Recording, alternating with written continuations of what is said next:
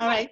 Good morning and welcome to the BC Annual Radon Workshop. November, as we all know, is Radon Awareness Month to create awareness on radon and its health impact and how we could reduce exposure to radon. We have a packed agenda for this morning, but let me give you a few reminders. Please mute all your microphones. This workshop will be recorded and the recording will be posted on our website. This workshop also qualifies for 1 credit professional development and 1 credit industry participation. For those who want those credits, please let me know or let Matthew Wong know. And we do have a chat box and a Q&A box where you could post your questions to the speakers or to us. May I remind the participants or the rest of the speakers to turn their video off if they are not speaking. We will be monitoring all your questions, so hopefully everybody will be able to answer your questions. At this point, I would like to introduce our President and CEO, Christopher Lam. He's currently the youngest health charity CEO and has spent 3 years in this role and has spent nearly 15 years with the organization. Lung health is a personal journey for Chris. His mother passed away in 2011 of lung cancer, having never smoked a day in her life. He has lived in Vancouver area in his entire life and now resides in Burnaby with his beautiful wife, Jessica, and his 2-year-old son, Quinn. Chris? Thank you, man. And I'll keep my remarks short, but I want to welcome everybody for joining us in such a unique way. Maybe not so unique now as we're a few months further into this, but I'm impressed with how we constantly find ways to share and learn. And I assure you, you're going to do a lot of that today as we meet in this setting here. And what a great time it is for us to focus on other respiratory health issues. Today, I think you're going to be really excited to hear from various people, including Maureen Sioson from our office about projects that are happening, Dr. Noah Quastel as well, and many others around radon and what it means in our province right now. As many of you know, November is Radon Awareness Month. Those of you who aren't aware, I'm sure many of you are, that radon is still the leading cause of cancer after tobacco usage in our country. And what I really want to point out too is that there are various activities that are happening around our province, and we couldn't do a lot of them without Take Action on Radon, Health Canada, Radon Corp, CAREX. All of them have supported various radon activities in British Columbia during Radon Awareness Month and the other 11 months of the year. Without much further ado, I want to introduce you to Dr. Anne-Marie Nicol, who is one of the most impressive people that I've ever met in the field. I am so thrilled that she's been working with the Lung Association on a project that I think is very near and dear to her heart and has become an integral part of what we do at the BC Lung Association, and that is the Healthy Indoor Environments Project. She is currently also the co-principal investigator at CAREX. She's the assistant professor in health sciences at Simon Fraser University, and her work includes exploring novel ways to communicate information to the public using pop culture and other ways as well. I'm so excited to introduce you to. You will be very impressed by her if you haven't met her already, Dr. Anne-Marie Nicol. Wow, Chris, that was a very nice introduction. Thank you very much. And welcome, everyone. We're tuning into you today from the unceded nations of the Musqueam, Tsleil-Waututh, and I'm mostly in East Vancouver. I know many other of our guests are coming from other parts of the country today, so I'll allow them to do their land acknowledgements as they come along. And our first guest up today, so we have 2 people tuning in from outside of British Columbia, and the first I will introduce is Dr. Elena Mcintyre. Oh, can you still hear me? Yep. So Dr. Elena Mcintyre, I was really fortunate to first meet Elena while she was doing her PhD at UBC, and she has gone on to become a superstar. She's an epidemiologist in Ontario, at Ontario's Public Health Ontario, which is very similar to the BC CDC. She's also an adjunct professor at the Dalalana School of Public Health. And again, she holds her PhD from UBC, but after that, she did her postdoc at the German Research Center for Environmental Health. So Elena is one of also our leading radon-related stars in the country. She's been part of some really interesting projects that they do in Ontario that I hope one day we could do here in BC. And without any more ado, I will turn it over to Elena. Thank you. Thank you. And thank you everyone for joining us today. Can I just have a quick acknowledgement that you can see my title slide? We can see your title slide, Elena. Perfect. So as was said in my intro, I'm one of the senior epidemiologists at Public Health Ontario. Radon is typically one of the core projects that I work on and have been working on for quite some time now. This year is a little unusual with the pandemic. I've been pretty immersed in the COVID-19 response, and so today is really a nice break from that and kind of a opportunity to get back to a topic that I really do enjoy. For those of you who are unfamiliar with the public health landscape in Ontario, I do just want to start by saying that at Public Health Ontario, really one of our core mandates is to provide technical advice and support to Ontario government, so ministries, but also the front line of public health, our regional, local public health units. Right now we have 34 that operate across the province, and they are really the community members themselves who are mandated to educate the public and to inform the public of issues that they need to be aware of to protect themselves and their families. They also have, a number of core mandates around, environmental health hazards, occupational health hazards, things where we know there is a risk to population health, and try to develop programs and policies that are protective in their nature.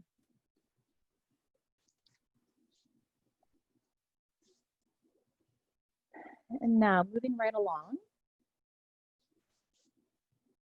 I always like to start with a bit of background, especially given that I'm the first up today.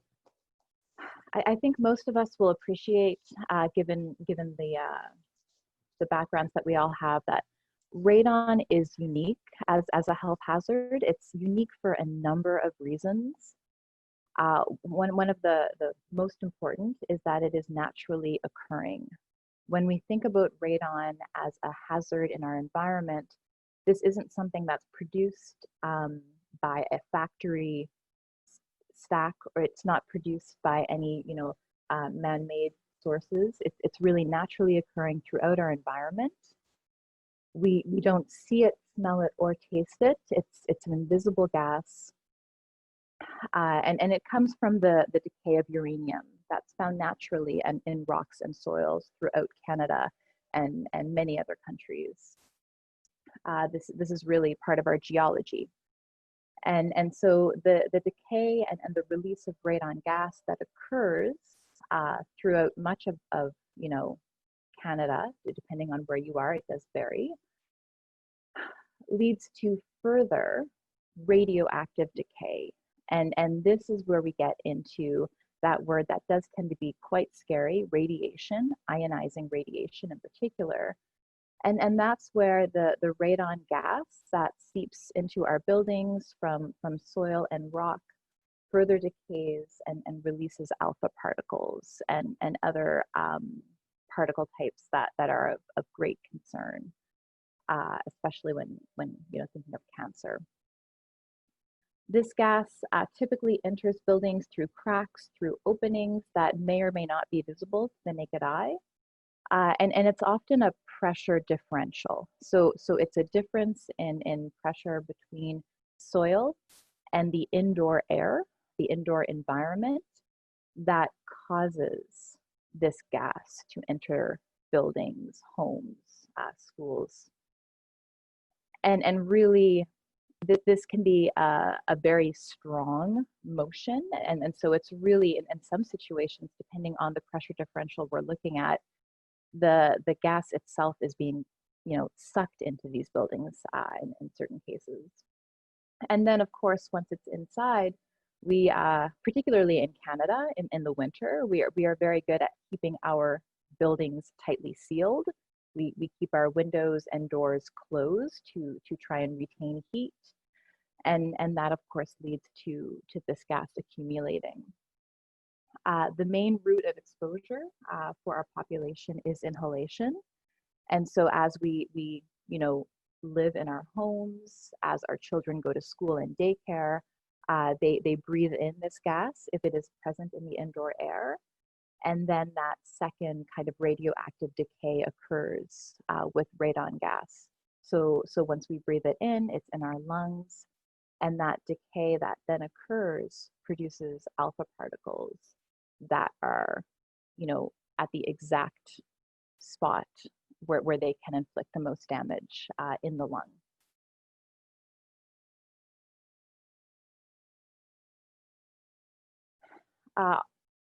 Really for the public health prioritization of radon, it's been traditionally and still today, it's really lung cancer. That's our focus. We have extensive evidence that radon is a carcinogen for lung cancer, and so I've made reference to Icrp here, the arm of the World Health Organization that is responsible for looking at these types of chemicals and these types of agents. And I've listed here the years where some of these Icrp assessments were done and did in fact conclude that radon was a carcinogen. With the first one being primarily looking at occupational studies, it was back in the 80s that we were able to determine radon was in fact an incredibly strong carcinogen. And really what we've seen since the 80s is a huge amount of evidence linking much lower levels of radon to lung cancer based on residential exposure. So in homes, we typically see levels of radon that are orders of magnitude lower than what we might see in, say, an underground miner cohort study. But because of the nature of radon, because there is no safe level or threshold that's been identified, even at these low concentrations that we see in residential buildings and other, above ground workplaces, we do see an impact. We do see an association with lung cancer. And as was said in the intro, radon is the leading cause of lung cancer in non-smokers. For smokers, it's of course the second leading cause. And a bit of context on lung cancer, I think everyone can appreciate this. Lung cancer is an incredibly important cancer in Canada. It's currently the leading type of cancer for both new diagnosed cancer and also cancer mortality. Risk is going to depend on numerous factors, level of exposure, how often, how long you're inside, as well as smoking. We do see some interesting things with smoking. In particular, when we look at the risk of lung cancer for people who are exposed to various levels of radon across their lifetime, we see substantial differences between non-smoking populations and smoking populations. And so in the table here, this is just our common metric that we often use when presenting risk estimates for cancer. We see that at radon levels typical to outdoor levels, we expect 1 in 100 people to develop cancer. That goes up to 12 in 100 for the smoking population at that same radon exposure. And so really this is something where at equivalent levels of radon, we know if people are smoking, they're at a much higher risk for lung cancer. And again, a bit of context here. 16% of Canadians currently report smoking. So self-report that they smoke, and this is based on one of our more recent Statistics Canada surveys. So a small proportion of the Canadian population is currently smoking. We have made incredible strides in smoking in recent years. Now, a little bit about Public Health Ontario. What we were able to do starting 8 years ago was to look at the burden of lung cancer in Ontario due to radon. Ontario is a population that has about 40% of Canadians, and it's one where radon hadn't traditionally been a main priority for public health practitioners working in our regional health units. At Public Health Ontario, we really wanted to do something that would establish and help kind of quantify the burden of radon in the province.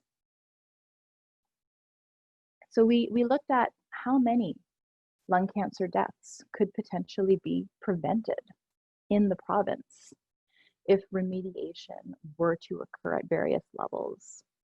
The particular article I'm speaking to right now is listed at the bottom of this slide. I'm not going to go into detail in the interest of time, but what we did, our methodological approach found that 13.6 of all lung cancer deaths in Ontario were due to radon. This was equivalent to just under 850 people dying in 1 year due to lung cancer. And then we took a bit of a crystal ball approach and went back in time and tried to estimate what proportion of that 847 could have been prevented if homes, if residential radon levels were remediated. Looking first at if homes above 200 becquerels per meter cubed were remediated. So this is the current Health Canada guideline. That found that 11% of our deaths in 1 year could have been prevented. We then looked at remediation for all homes that were at above 150. This is the US EPA reference. And again, a higher proportion, 18%, would have been prevented. Further, at 100 becquerels, this is the World Health Organization level, we saw that about a third could have been prevented. But then, and this is perhaps the most important finding and really highlights the challenges with radon as a naturally occurring carcinogen. If we were to remediate all Ontario homes that were currently above 50 becquerels per meter cubed, and this would bring indoor concentrations close, if not to outdoor levels, it would only prevent 46% of the deaths that we had attributed to radon in our study. And this was really a very strong finding. It was very powerful in terms of what we were able to communicate. The other key piece of our research early on was just highlighting the variation that we see in radon and the health impact of radon, variation across geographies, across different regions of Ontario, and also across different types of populations. Most of the lung cancer deaths we did see were in fact in smokers, as would be expected. We also did additional research looking at how radon fits with other environmental carcinogens in the province of Ontario. This was done a number of years later. This was done in 2016. And we found that radon was the second leading environmental carcinogen for our province. The estimate here is new lung cancer cases per year.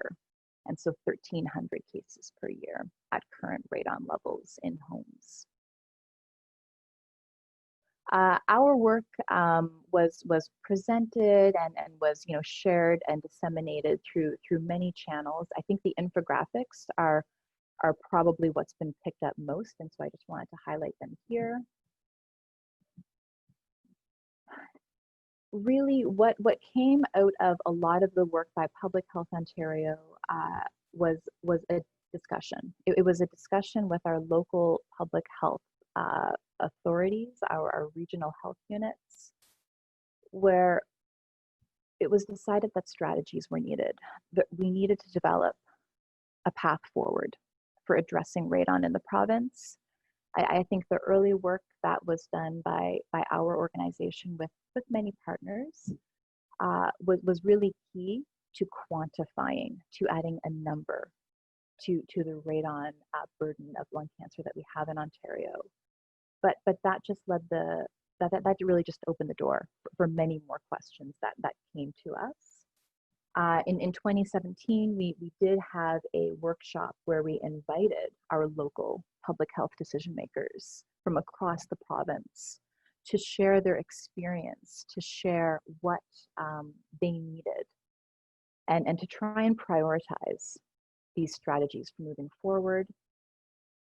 The four that I have listed here are really the top ones that came out of that. The need for partnerships has always been consistent with radon. I think especially because radon is quite unique in the way it works in the environment and also the way our populations are exposed. It's also very challenging to communicate to the public, and expertise is often needed from partners to work with public health on that.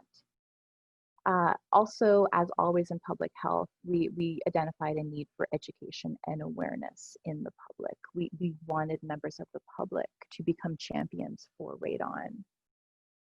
The need for testing, for remediation programs, and not just in homes, but in other types of buildings, really led the way to many local programs that were either free or low cost for community members, for citizens to test their homes.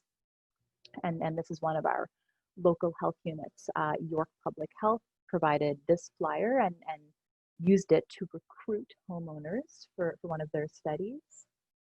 And then even with testing, even with remediation, there was also a need from our public health decision makers to go to the source, to start doing work that would potentially impact building codes, new homes, new schools, when new buildings are built, to make them safe for radon. And this is just a bit of a high-level overview of the types of radon activities that were reported by our local public health units across a single year.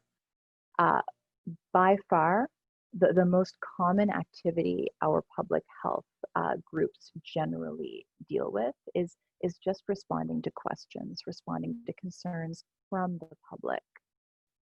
Then, of course, we have public education, which is always a key tool in the public health toolbox.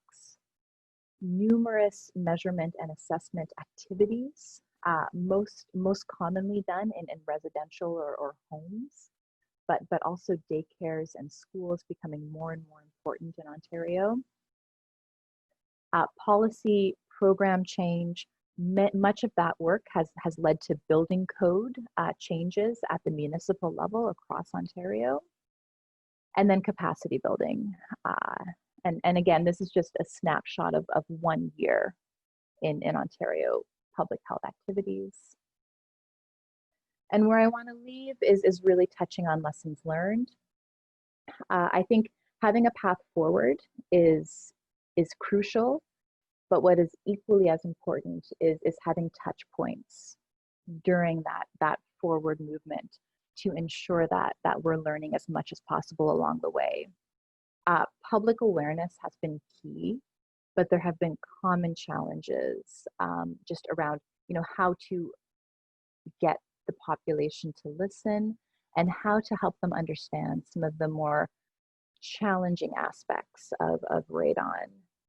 In particular, the idea that, neighbors living next to each other in similar homes that were built during similar years, the idea that those homes could have drastically different radon levels is one that comes up time and time again. Financial resources, staff expertise, this is really where partnerships have played a key role for local public health. The need for adequate risk communication strategies and planning around risk communication has always been something that we've struggled with, but I think we've also made incredible strides with. And then often in public health, we are trying to evaluate our work. We are asked what the return is for the activities that we've been doing, for the investment that we've had in our programs, and the need to evaluate radon programs has really become a bit of a priority for a number of our local regional health units. And that is everything I have. I'm sorry, I think we have time for questions. I believe we do have time for questions. Thank you very much, Elena. Men, as our timekeeper, can you let me know how much time we have?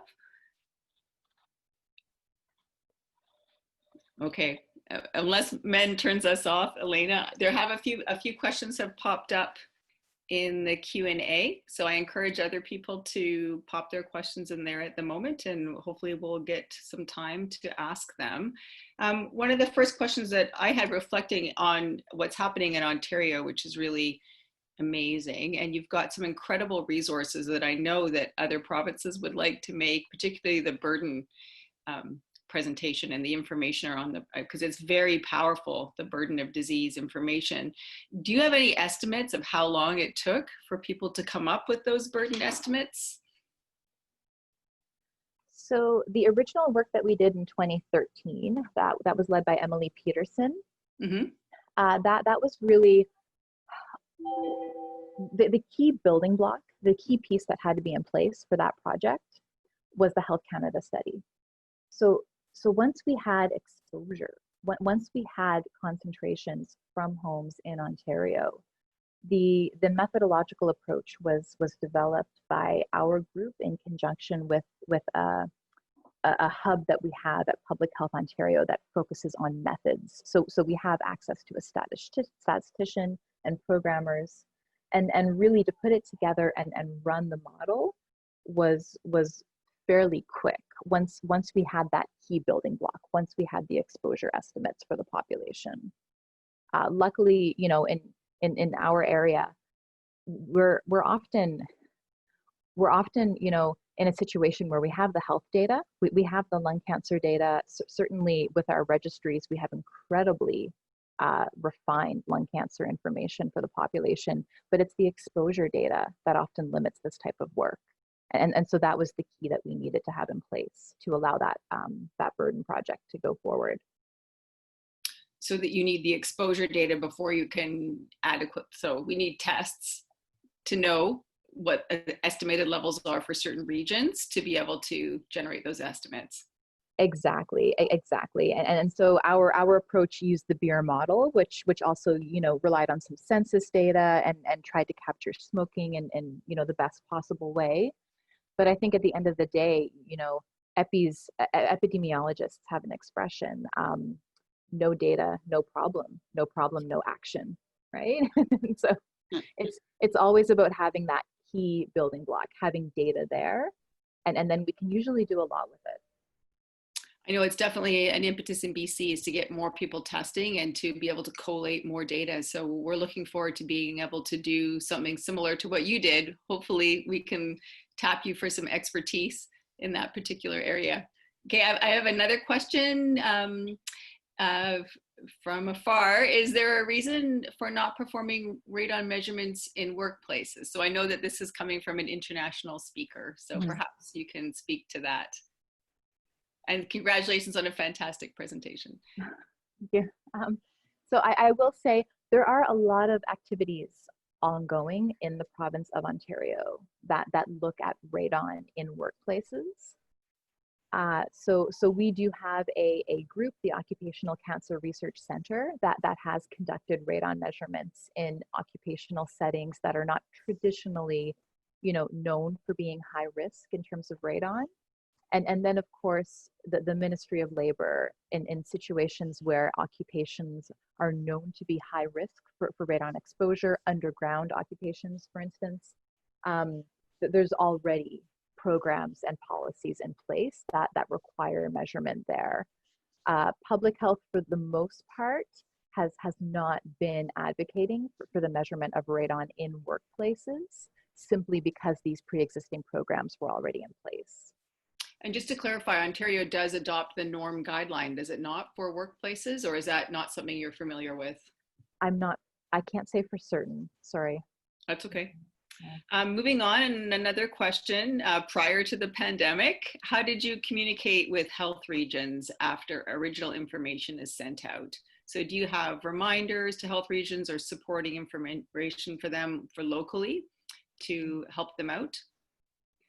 So traditionally, we've actually had a working group. So in Ontario, right now, we have 34 local public health regions. And for the vast majority of these 34 regions, there's at least one person who's been part of our traditional Radon working group. It's a bit of an ad hoc group right now, just given some other priorities in the province. But we have dissemination channels, email listservs. We also have, weekly lunchtime webinars, lunch and learn type activities, where we use those activities to share updates on our research, on our progress. And I think a unique thing about research that's conducted at Public Health Ontario is that it's very much practice-informed research. We had input from our local public health decision makers before we even developed much of our radon research.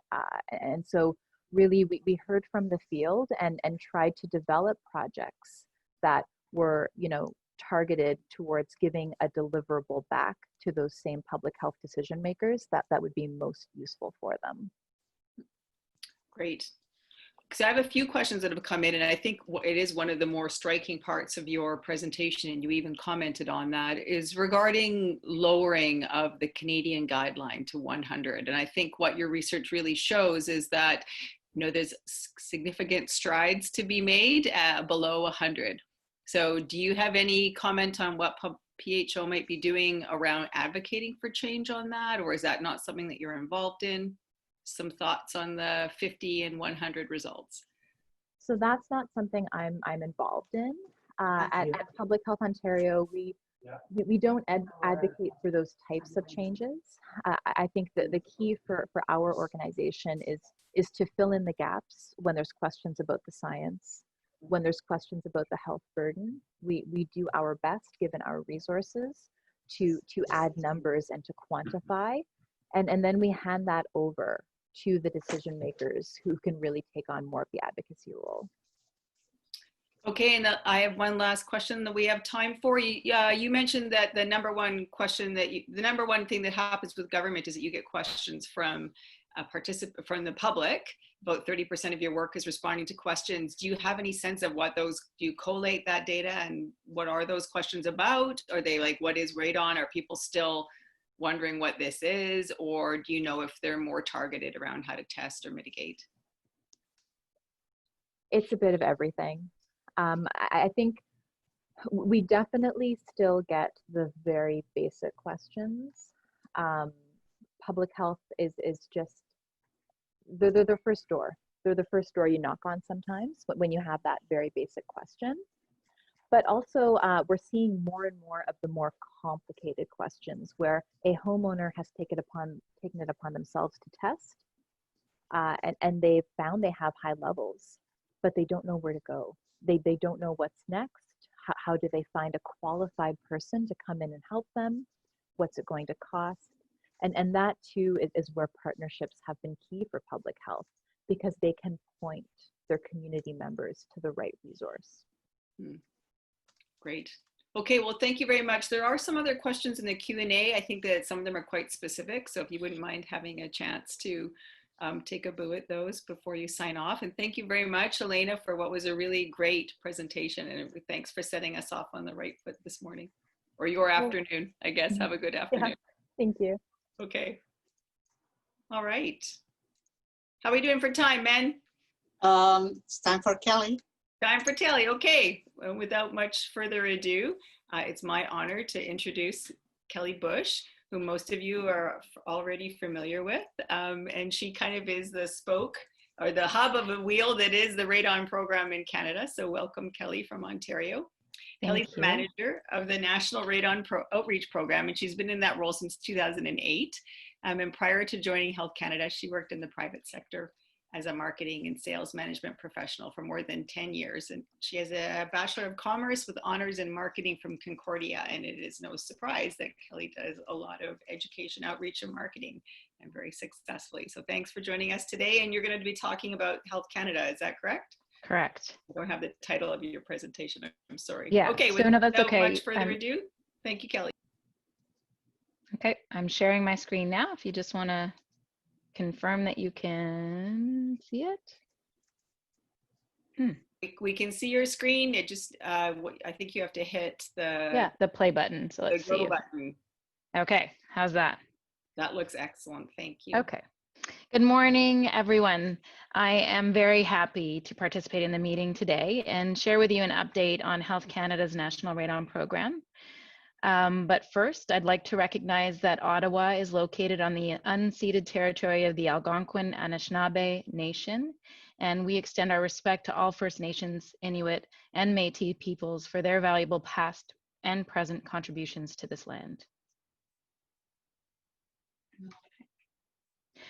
So I'm going to spend a little bit of time talking to you about the work that we've been doing this year, but also just an overview of the National Radon Program and some of the progress that has been made over the last decade or so. So the National Radon Program was established in 2008, and it consists of 5 main pillars or components. The first, characterizing the extent of the radon problem in Canada through measurement and mapping. The second, technical projects to develop and validate guidance and technologies for the radon risk reduction, and to transfer that knowledge, most importantly, to industry and to the public. Research to better understand how radon leads to lung cancer is the third pillar. Encouraging adoption of radon risk management practices in relevant policy and legislation. And fifth, delivery of a radon education and public awareness strategy to inform Canadians on radon risk and encourage actions to reduce those risks. So what you see up on the slide now is a radon risk map that was developed by Health Canada in 2019, and it was posted along with a data blog in November of last year. And the map uses data from our cross-Canada surveys. We have 2 of them. One was done in 2011 and another in 2013, so it's a total of approximately 18,000 data points. And the map represents percentages of homes per health region where radon measurements exceed the guideline level. So what's important to me from an outreach and education perspective is the color scheme of this map. And it was chosen very specifically to communicate that there is risks in all part of Canada related to radon, and it supports our messaging that everyone should test, every home and building should be tested, and the only way to know is to test. And of course, if the levels are high, to mitigate.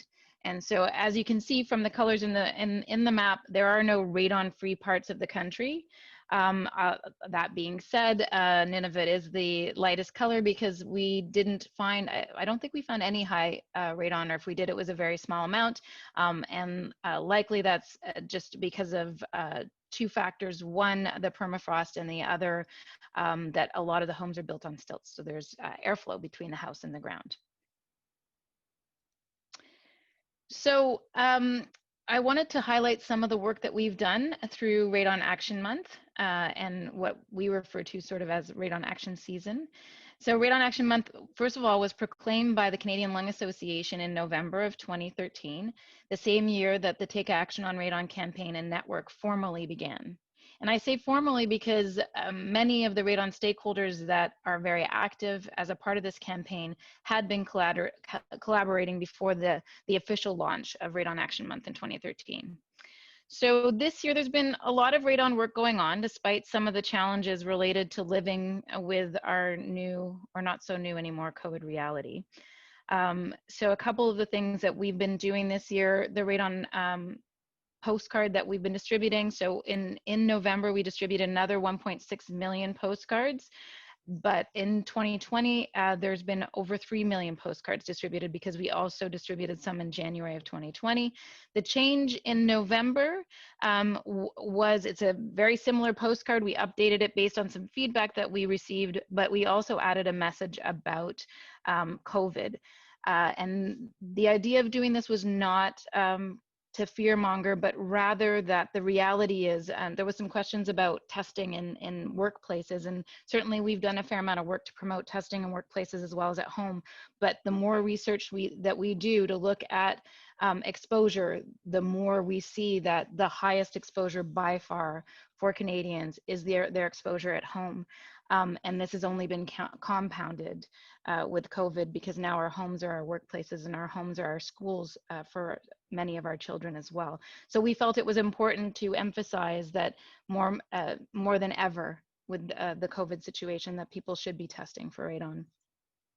In addition, during Radon Action Month, we have a campaign page, which is the image at the bottom left corner of the slide. So typically the Government of Canada web pages are very simple, and it's just black and white content, but we've been able to add a campaign page with some images, and as well and including our postcard that we distributed, because so often Canadians will challenge whether or not it really is from the Government of Canada. So if they go to the URL that was included on the postcard, they will see very quickly, and it's a Government of Canada website, that yes, it is our postcard. And then we've been doing work in collaboration with the Take Action on Radon team and network. There was a live Ask the Experts webinar that was hosted a week or so ago. And then the 100 Test Kit Challenge, there's about 20 communities participating this year. And also the bottom right-hand corner is a project that we have been doing over the last 2 years, actually, with Scout Environmental, to engage families through schools, and it really was sort of piloting different approaches to doing that, and the end result of that was a toolkit that schools can use to promote radon information. So it's really meant to be a turnkey solution that includes both social media or online engagement resources, as well as traditional resources like newsletter articles and those types of things that can be sent to parent families in the schools. So in addition, Health Canada's posted several social media posts throughout the fall and November to support Radon Action Month, and some of them were boosted using Facebook and Instagram advertising. So those are some of the images that you see on the slide now. We also released 2 blogs this fall. One about how radon can be reduced at home, which is the one titled "Much Ado About Radon." And the other about the behavioral intervention research that we did in 2020. And this research, the goal of this research was to evaluate the impact of the outreach postcard that I was just talking about. And it was created to inform and encourage people to purchase a radon test kit. So the goal of this behavioral research was to answer what we considered 2 important questions. One, does a behaviorally informed postcard increase awareness? And will this awareness translate to action? So I encourage you to read the blog to find out the answers to those questions. So I have included the links for those blogs. And then also we work with some of our stakeholder partners. And so there's an example of a blog that one of my teammates, Caitlin Penstone, authored for the Canadian Real Estate Association that was posted in October.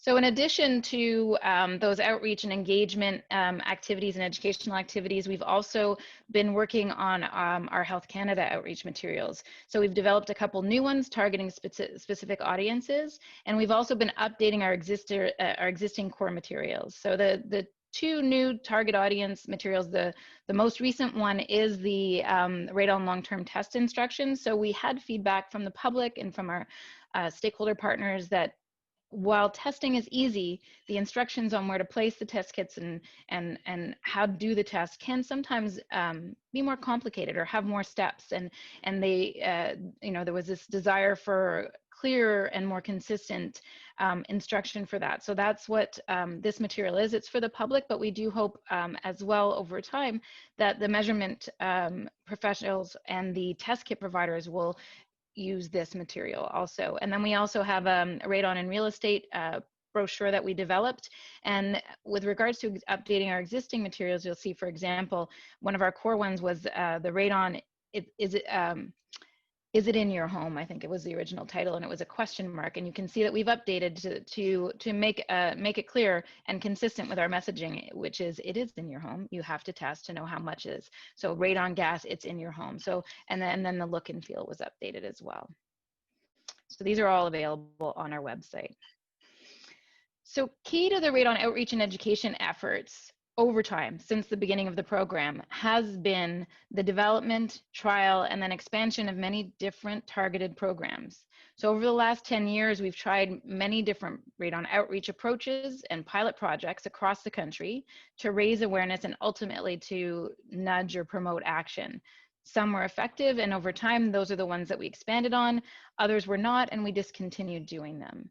So what you see on this screen and on the slide are some of the targeted projects and programs that have had significant impact, such as educating public health and health professionals, working with energy efficiency audit programs to incorporate radon information, radon education and testing, engaging workplaces, collaboration with real estate and childcare associations, establishing radon mitigation standards and community testing, and working with libraries to have library lending programs set up, etc. So a fair number of really effective, more grassroots. What's key here is there are more grassroots types of projects that are more likely to actually nudge that behavior change and get people to take the action to test and reduce.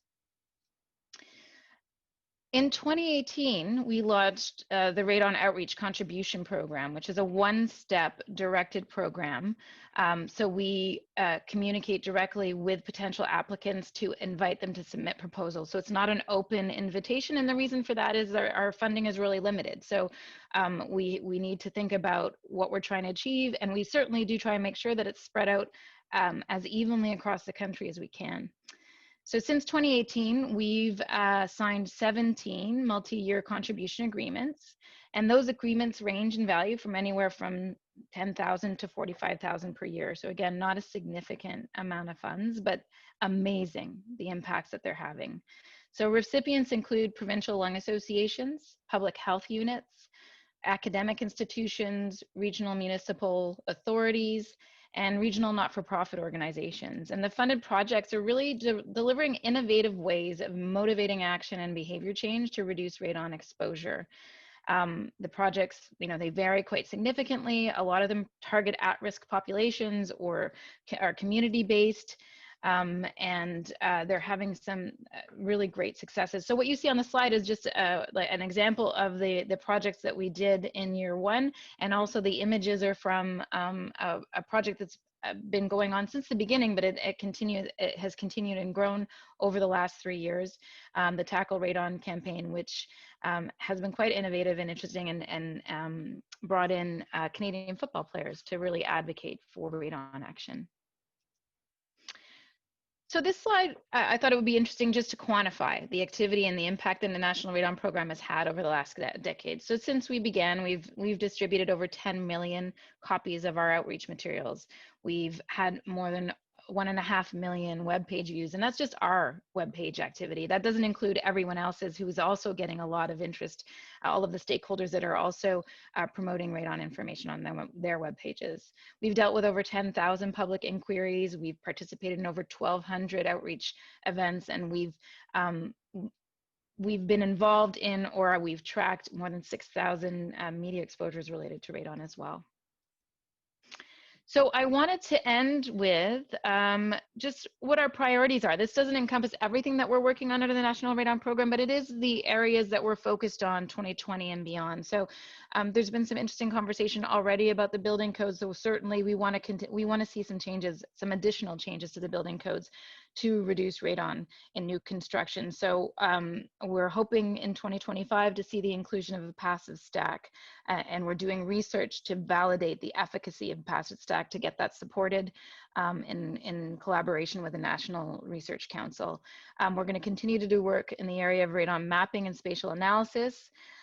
We are doing work, and we've brought on I don't know if she's an epidemiologist, but a PhD professional to do radon health economics analysis, Dr. Janet Gaskin. And she's looking at practical radon interventions and measuring that in quality adjusted life years. We're updating the federal radon action plan and the national radon action plan. So we're trying to formalize a little bit the engagement that we're doing at our federal level, but also at other levels of government. And then we're creating radon action plan toolkits. And what we want these to be are turnkey resources that provinces, territories, and municipalities can use to develop customized radon action plans. So make it easier for them to take action on radon as well, and to support the work that's being done under the National Radon Program. And then we're going to continue to do behavior change research, because we really want to, similar to what Elaine said earlier, it's really important for us to evaluate what we're doing, to measure the impacts, and make sure that the work that we're doing is having the impact and making the change that we want. So that behavior change research will help us determine that as well. So that is the end of my National Radon Program update, and I'm happy to answer any questions. Hey, Kelley, thank you very much. Please put your questions in the Q&A, and I also will encourage everyone at this moment in time, because it's almost 10, to stand up. If I was more like my colleague Jill Hubik, I would lead you all in an exciting radon routine, but that is not me, unfortunately. I'm a bit of a couch potato. So please take this moment to stretch a little bit, and I'm going to ask Kelley what the impact was of the postcards in British Columbia. Can you have any comment on what happened on the first rollout of the postcard campaign that you undertook?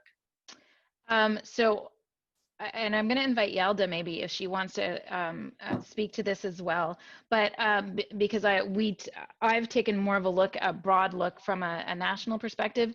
Certainly, we saw a significant response, especially to the first round of postcards that were distributed in January. And I'm trying to remember the breakdown, and I meant to put that in here, and I can look that up after. But we did get a lot of response. I think the way the postcards were distributed is we were targeting the most at-risk regions. And if I recall correctly, certainly there are some in central and northern BC, which I think have quite high levels, so they would have received postcards.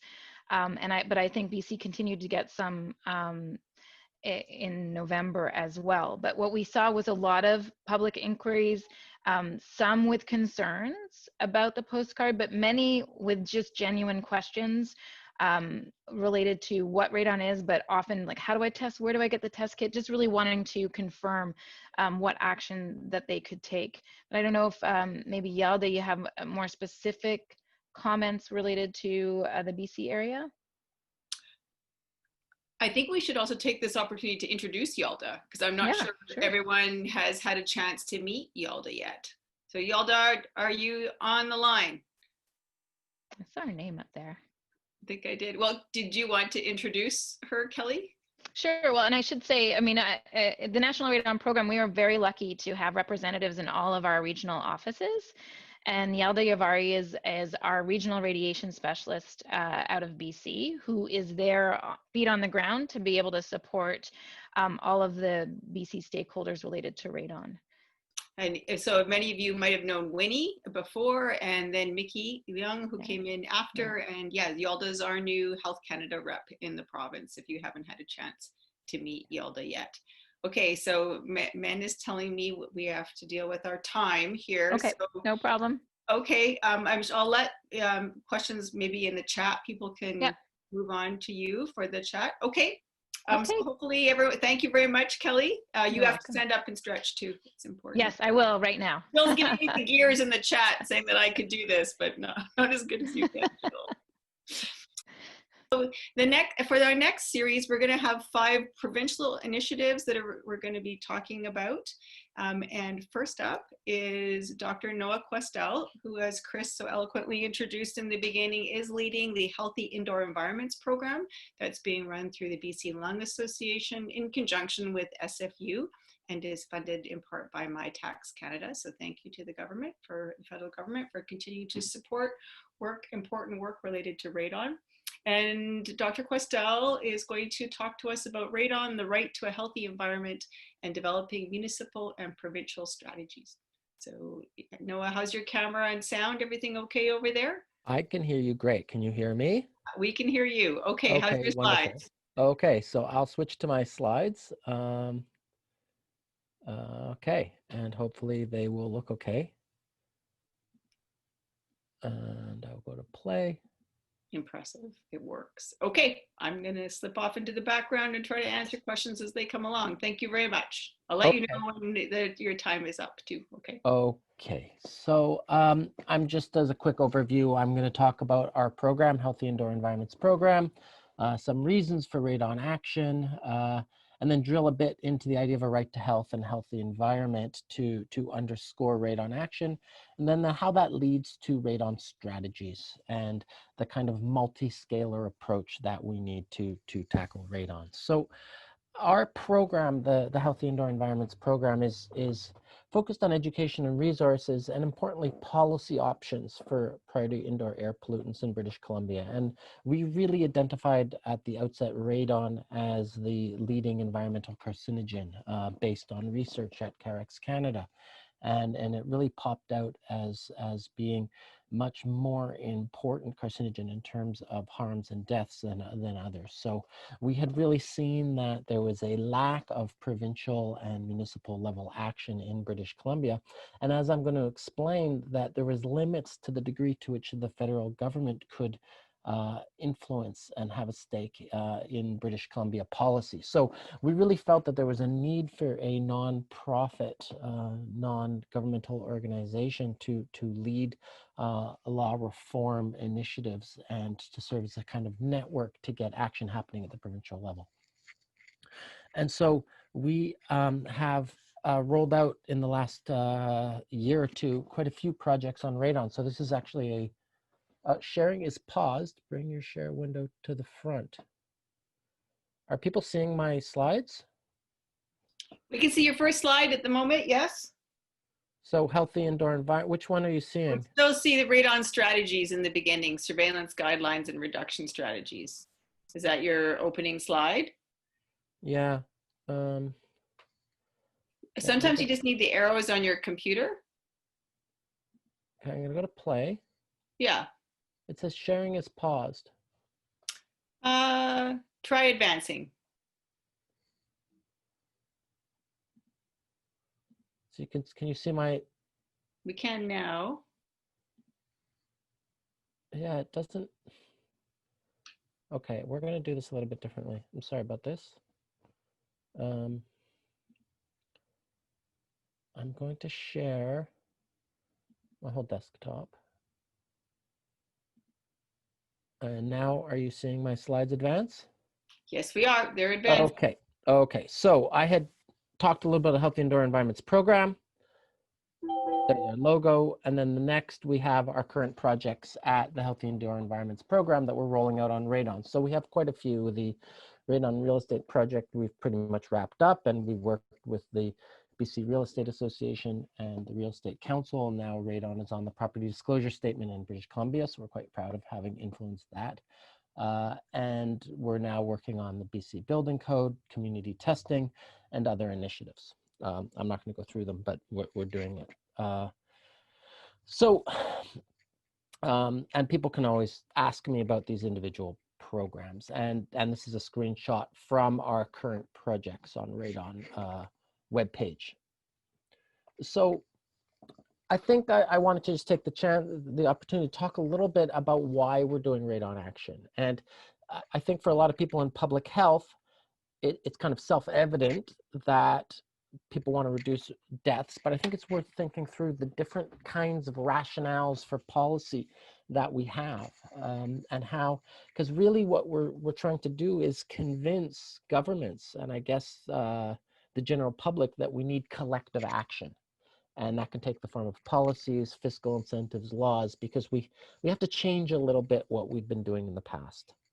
And a lot of the effort around radon has been on behavioral change, and that's laudable. But from a law and policy perspective, we just don't look at only behavioral change when there's collective problems. We really think that there's a need for policies to coordinate people. And really where I'm going with this is the development of a radon action plan as a government objective. So we can talk about avoiding personal risks of lung cancer, helping people know that radon is a problem and taking initiative. There's consumer protection issues. So we have a general sense that when we rent apartments or we enter into workplaces or we go to a store, that these are environments that are safe for us, and it's something that we expect. Workers particularly have rights to safe workplaces. And these are pretty well established in our society. So when we look at this and we see radon as a problem, it kind of jumps out, we're not doing stuff. But I think the one area that it's worth focusing a little bit is on a rights-based approach.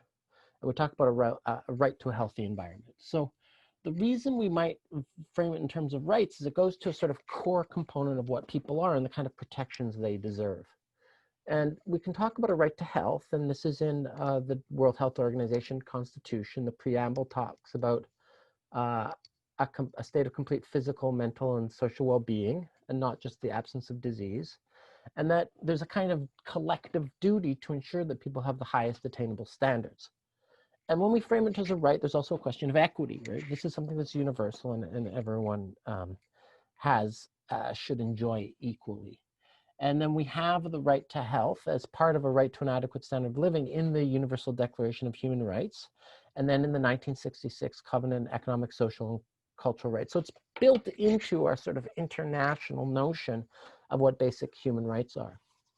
And I want to talk about how people are taking the right to health, and there's a kind of movement now to think of it in terms of a right to a healthy environment. So even from the 2008 statement on the right to health that we see as a joint statement from the UN High Commissioner for Human Rights and the World Health Organization, that the right to health be seen as extending not just to healthcare, but to basic conditions. So I talk about safe drinking water and adequate sanitation, adequate nutrition and housing, safe food. And I want to underline a healthy working and environmental conditions. So we expect sort of our environment to be conducive to our health. And this leads quite quickly to a notion of a right to a healthy environment. Now, there's a right to a healthy environment is recognized by at least 100 countries around the world, and doing that has a kind of administrative value in the sense that you start having a bureaucracy that protects the right to a healthy environment. But it's also a kind of an ethos that allows you to see a reason for action, that everyone should enjoy this. So if you have a problem like radon, which is not being addressed, there's a reason to have a collective organization to protect this right. And there's been quite a lot of campaigns in Canada. So I took some screenshots from David Boyd's book on the right to a healthy environment, from campaigns by the Blue Dot Tour and the Suzuki Foundation, efforts by Eco-Justice, Right to a Healthy Environment. So there's a sort of groundswell of people who want to frame environmental issues this way. And I think that it's the ability to encapsulate radon this way frames it not just as a basic right, but it goes to a sort of, there's a kind of necessity. This isn't something that we can just let pass by. What's happening is that people's a basic entitlement that we should have, that we should be living in environments which aren't harming us, is something that we should be directing social efforts at addressing. And so we see internationally, actually, the General Assembly appointed a special rapporteur on the human right to a healthy environment, which comes across and says, this is something which should be put into the UN system. So it's sort of in process. The General Assembly has documents in front of it talking about a right to a healthy environment. It can now be discussed, but there's sort of high level encouragement that this should become part of the human rights system. And the specific idea is not just to attach environmental degradation, but it goes to and deeply connects with our basic core needs of sustenance and housing. And so what this points to, and what I want to argue, is that there's a kind of necessity for governments to take on a radon strategy. And the idea of having a radon strategy is that we look comprehensively at the radon problem, understand what the problem is, have procedures in place to understand what the problem is, know what kind of levels we need to address the issue with, and how we're going to deal with it in terms of standards. So a radon guideline, for instance, and then have clear strategies for addressing the issue with outcomes that are attached to it. So we can talk about surveillance, guidelines, and reduction strategies as three core components. So we want to know, where is radon a problem? How many homes, workplaces, and other environments have radon? What are the health impacts? And in terms of guidelines, what's an acceptable level of radon? What are technical standards for how to fix it? And for strategies, we need to go through, what needs to happen. And we've heard a lot already about education and awareness, but we can also talk about fiscal incentives and laws that might need to be changed or amplified or re-emphasized or reinterpreted. And this goes across the built environment. So we can look at building codes, landlord-tenant, standards of maintenance rules, which are the standards for residential tenancies, workplaces, daycare, schools. So when we look at what's happening in Canada, is that there's really distinct roles for different governments in addressing each of these issues. So the federal government can do a lot, and it has been doing a lot, but there's certain areas that need to be done by territories and provinces or local governments simply because of our division of powers, and to a certain extent by individuals through custom about what we consider personal responsibility. So the federal government has been doing surveillance in the sense that there's a cross-country survey of radon concentrations in homes. There's quite a lot of research on health effects, and they've put together some maps, but we need to be doing better. And our estimate is that municipalities should have sample sizes for community testing in the range of 500 or 600 sample per community. And some communities have done this in Ontario. This has happened through Public Health Ontario and local boards in conjunction with municipalities. But in British Columbia, it largely hasn't. Although we do have projects in the central Okanagan where we're going to start getting better sizes. And there's previously been tests in Prince George and Castlegar. But generally, people in British Columbia need to have better sample size. We need better maps. And this is something that local governments, provinces, and feds can all do. The federal government's been good at guidelines in terms of the norm guidelines and the national, the radon guidelines of 200 becquerels for occupied spaces such as homes. But it hasn't been so good at actual reduction strategies because the federal government just can't, because of the division of powers, can't tell provinces what to do. And so we've been really working at creating municipal and provincial strategies. So we've been working with Health Canada to prepare toolkits and for provinces and territories. And together with that, documents on what justifying radon action and legal powers. So what allows provinces and territories and municipalities to take action. And the idea of the toolkits is really to give a range of options to local policymakers and planners that they can choose from. And we'll be starting consultations on that in February 2021. So that's just in 3 months. And that's with Health Canada. But our program independently or in parallel is also looking at developing similar strategies with the provinces. So we have in draft a document that will be coming out soon is going to talk about what the powers in local government law in British Columbia are, looking at the Community Charter and the Local Government Act on what municipalities and regional districts really can do to address radon. And it sets out the legal powers to do education awareness, community testing, building inspections, government-owned buildings, social housing, permits for businesses. And we're looking to work with municipalities and regional districts to develop these strategies. And I think the idea here is that there's a tiered approach, and we want to consult with counselors or municipal staff on what they think would work best. And there could be initial actions like proclaiming Radon Action Month or starting testing, or we could go to a full strategic plan. And what we keep on emphasizing here is that in many countries in the European Union have brought in comprehensive radon strategy, radon action plans. And this is something in Canada, which could be done at the provincial level. And we can also look to local governments to start action. Okay, I'm seeing the number wave, but that's good because I'm pretty much done. So our thinking is this, and the reason I describe this talk as a multi-scalar strategies is that we do need everyone on board in the sense that we do need the federal government to set national standards and guidelines and technical advice, and they've been doing that. But we need provinces and territories to enact fiscal incentives and policies and laws covering the built environment. And we also need municipalities because they also have particular roles over the built environment, and we need individuals as well. So, and each of those levels don't have to be, you can start at each one. So when people talk about behavioral change, they're actually asking individuals to take on and start and initiate action.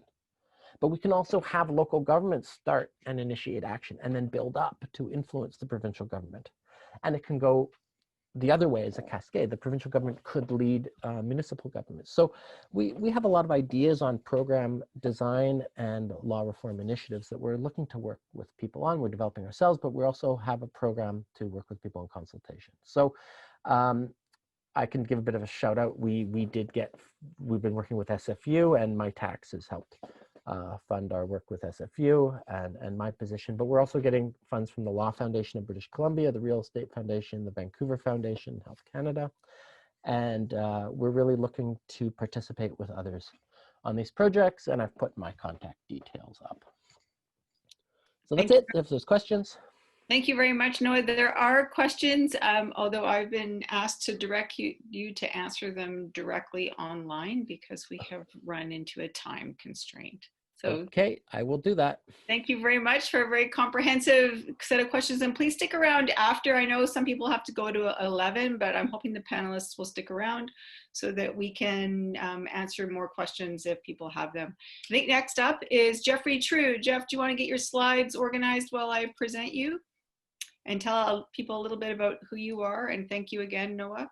Okay. So Jeffrey is the program, is the program manager in environmental health services at the BC CDC. So he's probably also very busy at the moment doing other things too. He holds a master's of public health from UBC. And he has a general interest in environmental epidemiology, data analytics, and he supports projects related to outdoor air quality and radon in his day-to-day work at the BC CDC. Hello, Jeff, how are you? I'm doing all right. How are you doing, Anne-Marie? I'm doing pretty good. Okay, I think that, how is your slides? Can you see PowerPoint? I can see your PowerPoint presentation. Sounds good. I will get going then.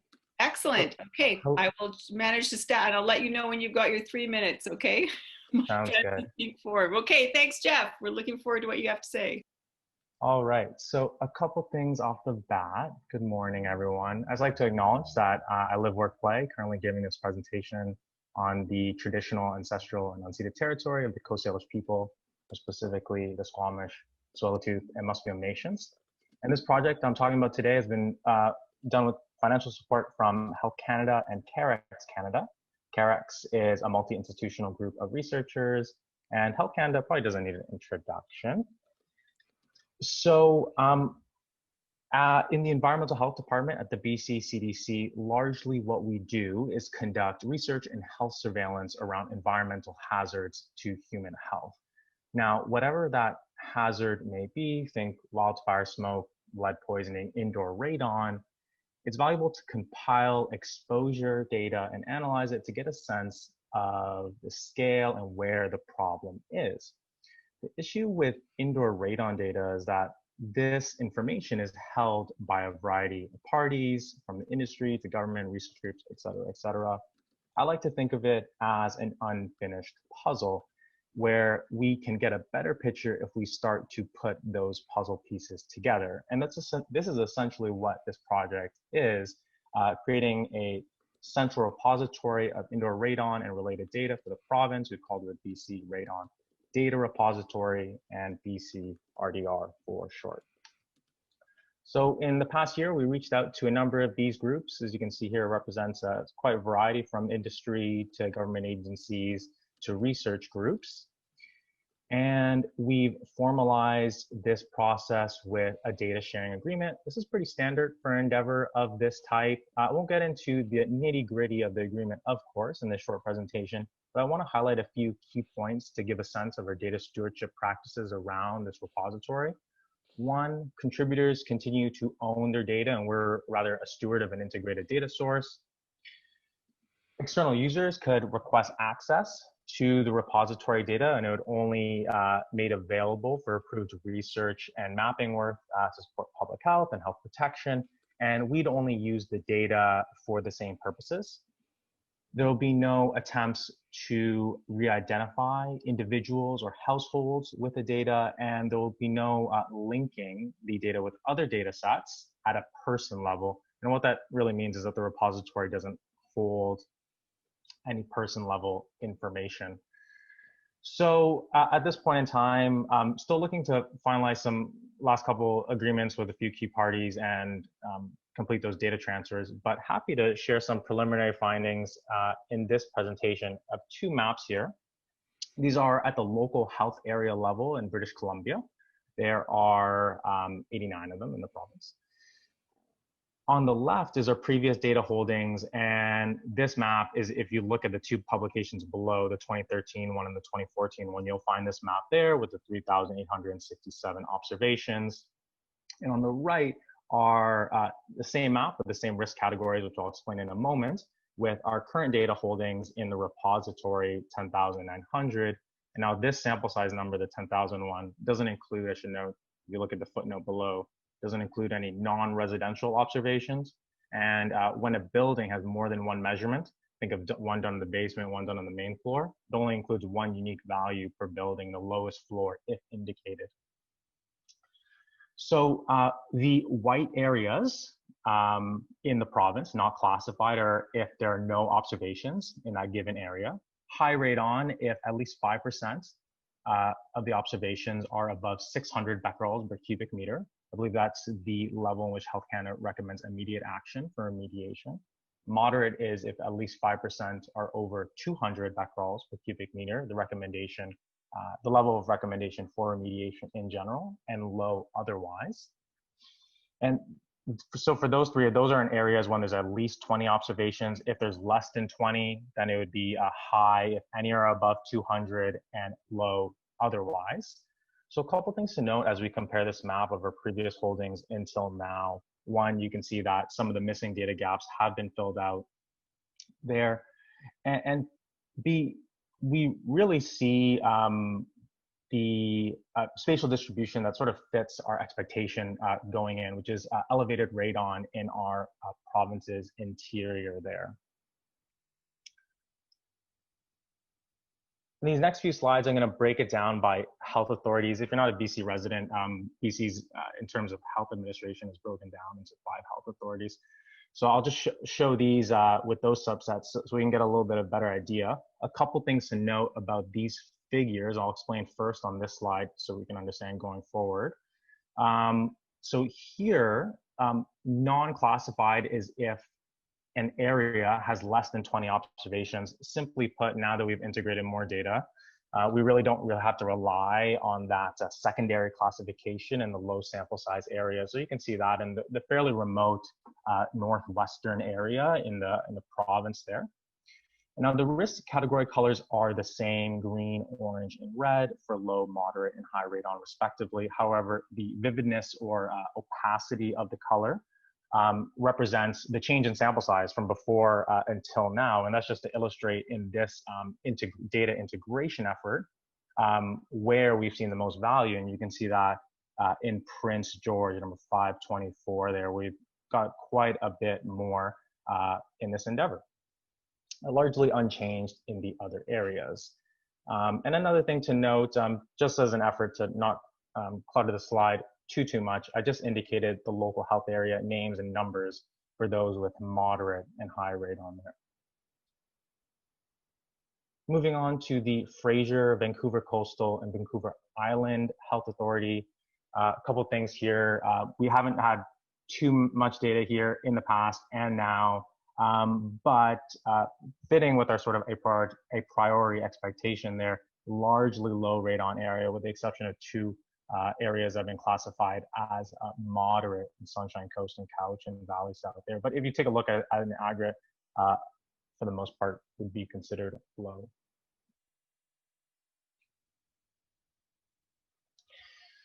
And moving on to the Interior Health Authority, this is where we see largely all, or most, I should say, the moderate and high risk radon areas. We do have some areas that don't have at least 20 observations on the western front there, but otherwise, other than the two areas there, still moderate and high all around. And a couple areas to note: 141 Revelstoke, 122 Nelson, 123 Castlegar, and 137 Central Okanagan is where we've gained a lot of data in this integration effort, as opposed to just using one or two op sources.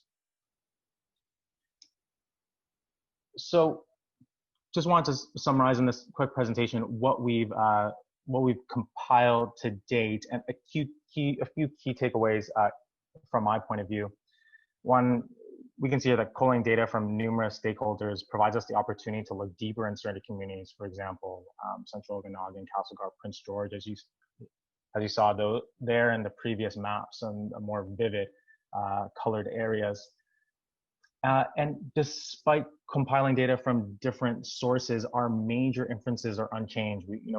We understood from before in previous surveys, geologic and of measured radon itself, measured indoor radon itself, that there's mostly elevated radon in British Columbia's interior. We're seeing that now still with this integrated data source.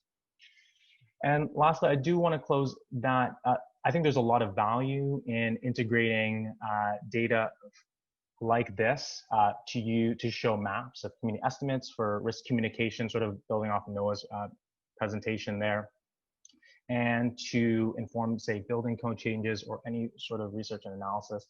But on an individual level, so someone who's a homeowner or someone's school or workplace, it doesn't replace the value and need, I should say, to test one's own home and or school or workplace, et cetera, and mitigate to reduce the exposure risk there. And plugging one of Take Action on Radons and Health Canada's infographics here, which essentially says the same: radon is in all buildings. The only way to know how much radon is your home is to test. There's a couple references there that were previously mentioned, and I'll close by acknowledging funders of this project, as mentioned, CareX Canada and Health Canada, internal collaborators Sarah, Kieran, and Emery, and many folks in the other organizations who took some time to get these agreements filled and complete these data transfers. And I should say, if there's anyone on the line that holds BC indoor radon data, and we haven't had conversations in the past, and you're interested in participating, I have my contact information here, and I'd love to hear from you. And that is it for me. Thank you, Jeffrey. Fascinating as always, and great to hear that our initial projections are still holding steady with a lot of the data that you're seeing. I had a quick question. What type of radon measurements do you include in your maps? Are you including short and long term, or are you restricting the data set? So the ones I showed here are both short and long term. When I did a sensitivity analysis and took out the short-term measurements at that aggregate level, there was no change in the differences whatsoever at the local health area level. So I decided to show there at both the short and long term. Okay, great. I've been told you were only allowed one question. So there might be more in the chat, but again, please stick around later. I know some people earlier had questions about radon in their region, and you might be able to help answer those. We just weren't able to answer them in the chat. So thank you very much, Jeff. And we're moving on now to our library lending project. So Maureen Sioson from the BC Lung Association is going to be giving us a presentation today about the lending library programs. Hi, Maureen. Oh, there we are. Excellent. Hi, everyone. Can you hear me? Hello? Yep. We can hear you. You can hear me. Okay, great. So you just, can see my slides as well? We can see your slides. I'm just going to introduce you, okay? Sure. So Maureen is with the Lung Association. She's a health education associate, and she's been with the Lung Association family now for over 10 years. And she started while she was still a student. She's also graduated from UBC, and her interests are in public health, patient education, and community outreach. And her current Radon projects includes helping with this lending library program, which she's been quite instrumental with over the summer, helping us test the detectors. And she's also started a program in childcare centers out in the Tri-City areas, I believe. So, okay, Maureen, over to you. All right. Hello, everyone. Thank you for having me. I would like to thank the workshop organizers for putting on this event. This morning, I will be giving an update on the Radon Detector Library Lending Program in BC. So just a bit of an overview. The Radon Detector Library Lending Program is in partnership with Health Canada, Provincial Lung Associations, public and regional libraries, and other stakeholders such as CAREX Canada. Through local library partners, the program loans digital radon monitors along with educational material, and the loan period is typically 4 to 6 weeks. The main goals of the program are to raise awareness about radon gas and its associated health risks, as well as to increase the number of homes tested for radon. It is important to note that library patrons who borrow these kits from the libraries are encouraged to undertake long-term testing. This is emphasized in the materials contained within the kits, as well as through interaction between library staff and patrons. So within Canada, the program is available in certain areas of BC, Alberta, Ontario, Nova Scotia, and PEI. In BC, the program is available in the North Shore, Sunshine Coast, Sea to Sky corridor regions. It is also available in the Kootenays as well as in the Okanagan region. So the library lending program in BC first launched in November 2018 in partnership with libraries in the North Shore, Sunshine Coast, and Sea to Sky. There are 11 libraries in these regions, and among the 11 libraries, 40 radon monitor kits are in circulation. The program is spearheaded by Walter Zika, who is the head of acquisitions and collection management at the North Vancouver City Library.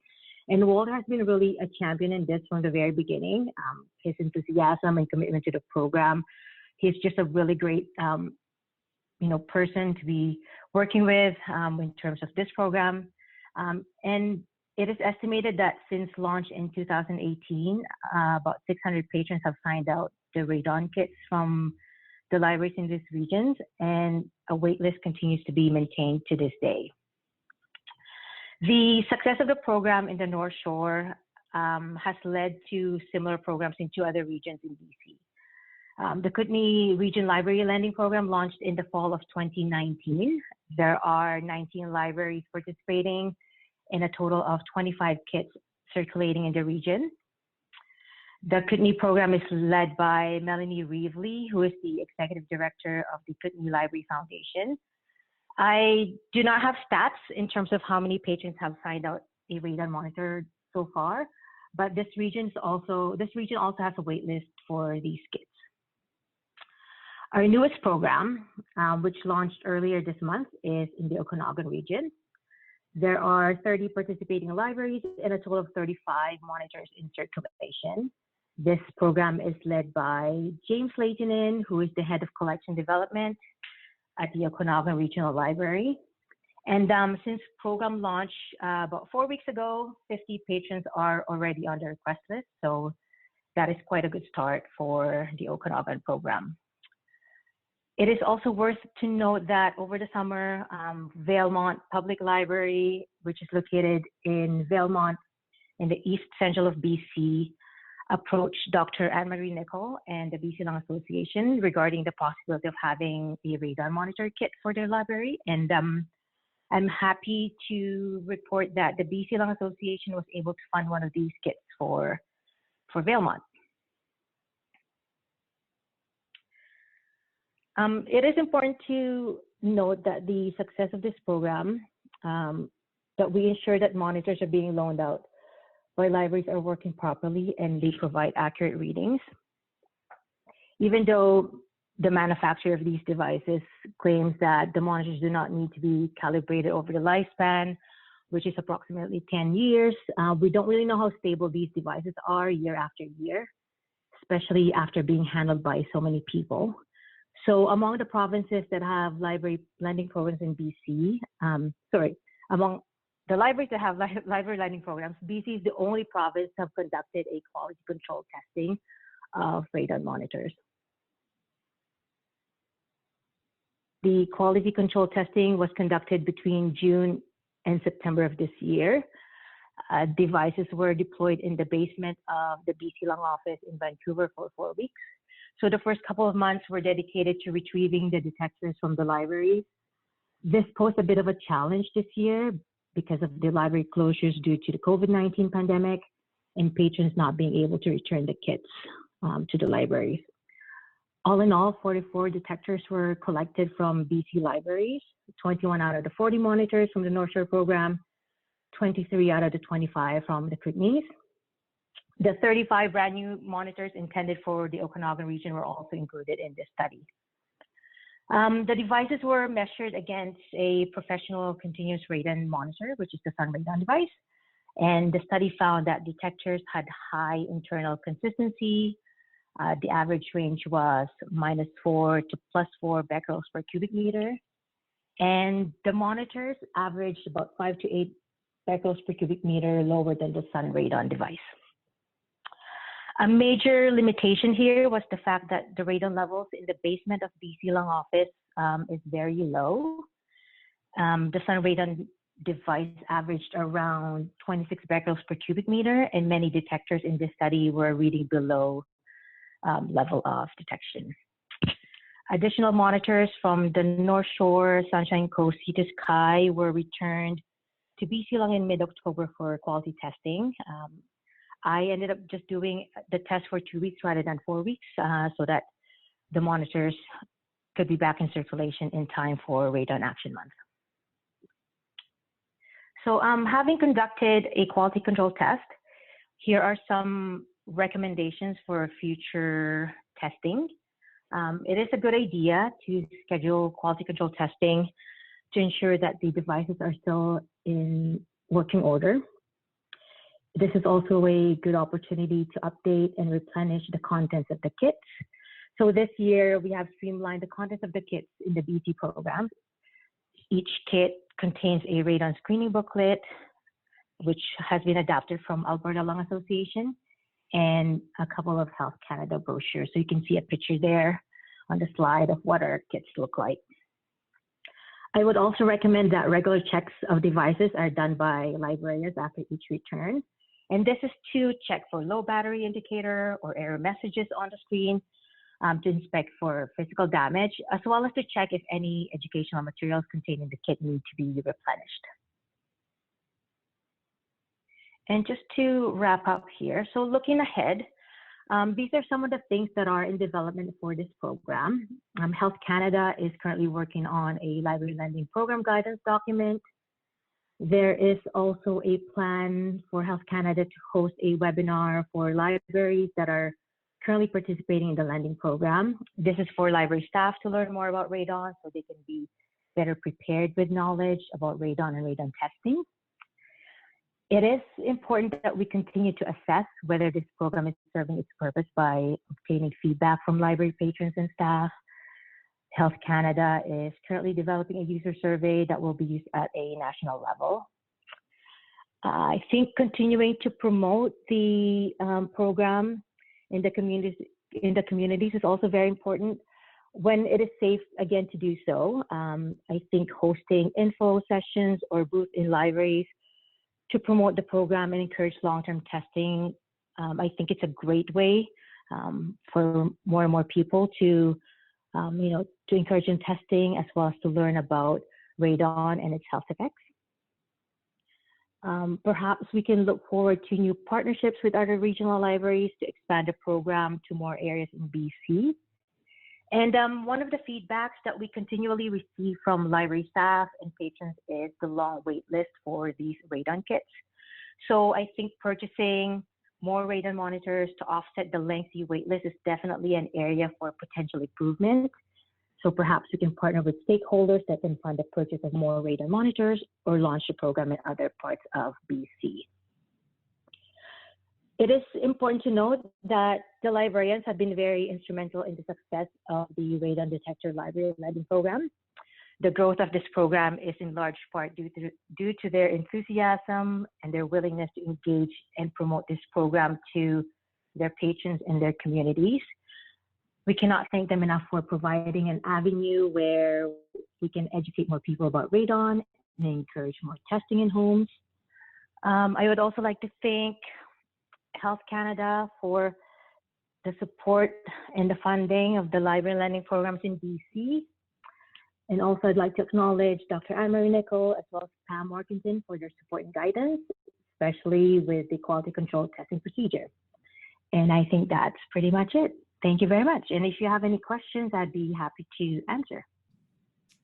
Hello, Maureen. Thank you so much for that really interesting presentation about the continued ongoing library programs. And unfortunately, we're not allowed to have questions anymore because we're running a bit late. But if there's some in the chat, I'm hoping that you can answer the ones that come up at that point in time. So thank you very much.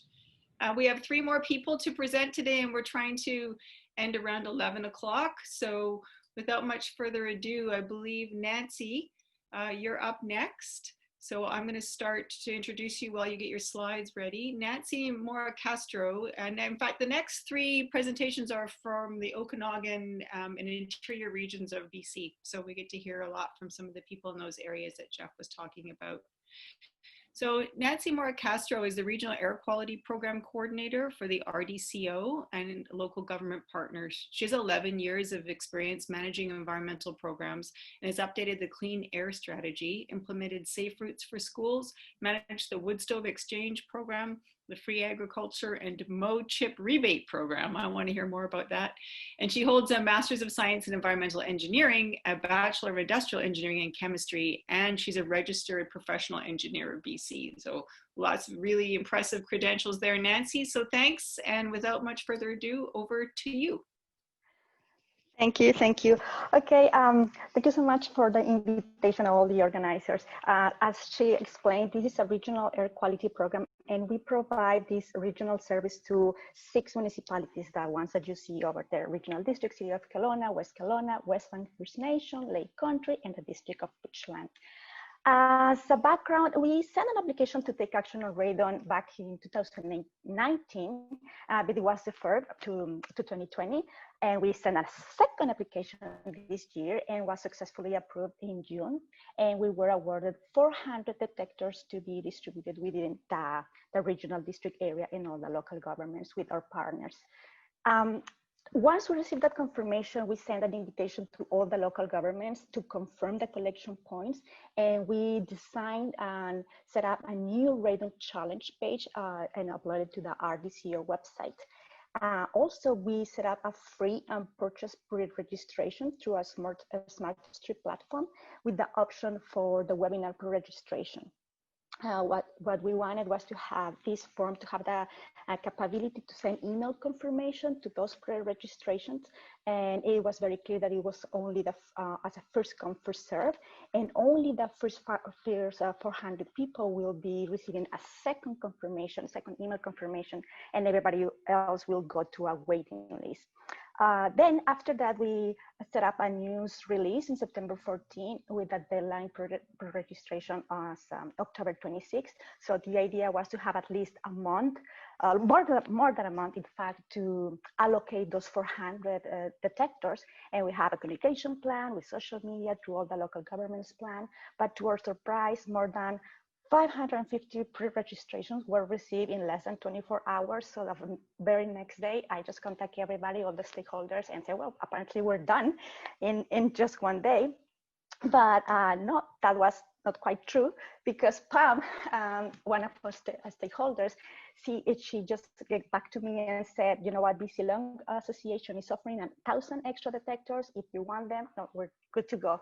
So I just need to get back to our local governments for their approval and confirmation of capacity, because the first approach was to deliver only 400 detectors, and this time was, you know, extra 1,000. So I needed their confirmation and the green light. So after 3 weeks of back and forth with NOAA and the local governments, you know, to allocate these 1,000 extra detectors, we received a green light, and a second news release was sent out in October 18 with the goal of, you know, allocate another 1,000 extra detectors within a week. But this time we gave priority to the municipalities with lower registration. Then we did some paid Facebook ads to target and increase the registrations on those specific areas. And we sent, you know, webinar reminders. The webinar happened on October 28th. It's recorded and it can be watched on Facebook. And by the deadline, we received more than 1,600 pre-registrations and also 32 for purchase, because we also have a purchase registration available by the deadline. After that, I prepared the final registration list and delivered to all local governments the detectors. And between Tech Action and Radon and myself, managed the email confirmation, the reminders, and the waiting list. And just the last couple of weeks, I collected all the unclaimed detectors, and we're in the process of evaluating the results. From the residents' perspective, in the website, the RDCO website, we had, you know, a little bit of a background, the online pre-registration, the free pre-registration and the purchase pre-registration, and it was a very specific steps that they needed to follow, very clear indications of what they need to do. And the schedule, and also we provided a collection point, because of course we received from all around the region, the communicate pickup address with a link on the Google so they can easily find it, the dates, the weeks, and also the different schedule office hours on those collection points. When we sent the email reminders and confirmation, we also allocated by last name, because one of the main local government concerns was they didn't want a lot of people in their offices at one time, all at once. So we allocate 50% of the people to go on the first week, and the second, the 50% of the people on the following week, the second week. And among those, 50% in the morning and the afternoon. So we're trying to avoid any crowds. And the local governments, as I explained, the PICAL email instructions and reminders were deal with Tech Action and Radon. They, through Pam, she sent the email confirmation and reminders to webinar participants, around 500 people, the email confirmation to participants, 1,400 participants. And I managed the purchase list and the waiting list, because of course we have a waiting list of more than 200 people. Then also on those email confirmation and reminders, we added COVID guidelines, because that was other of the main concern from the local governments. A few local governments require mask, and others only recommended mask at that time. So they were very particular about what was the message to send to all the residents. And the news release were picked up by the media. We had a couple of radio interviews, and also the local governments, the country or RDCO, they help with Facebook advertisement and reminders to pick up their detectors. So the residents were aware. And here there are some pictures of Kelowna collection point in Lake Country and Beachland, West Bank First Nation. And the idea was basically the residents were instructed to arrive to the local government, the front desk staff, they provided their name, and the front desk staff just write down the serial number written on the front of the envelope, and off you go. The only difference was the city of Kelowna, because it was way more people to deal with. It was they set up a table aside, and then the residents were the ones who look for their name and write down their own serial numbers. But everybody else are in the RDCO. Here are other pictures and other examples of Facebook awareness that the RDCO sent. And the results, basically, we delivered 90% of the 1,400 people, 1,400 detectors that we have, and 10% were not claimed. And you can see the number of radon detectors available and delivered per local government. As you can see in Kelowna, then Lake Country, West Lake Kelowna, but it was around 50%, 15% average of people that they actually didn't show up.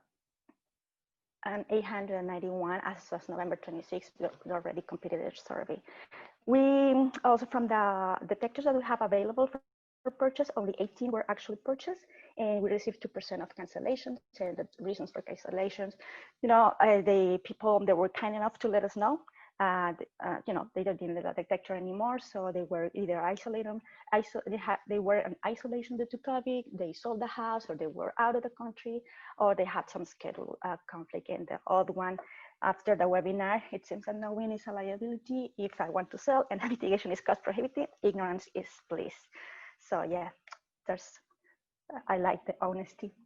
So the webinar, we received more than 800 people were interested in the webinar.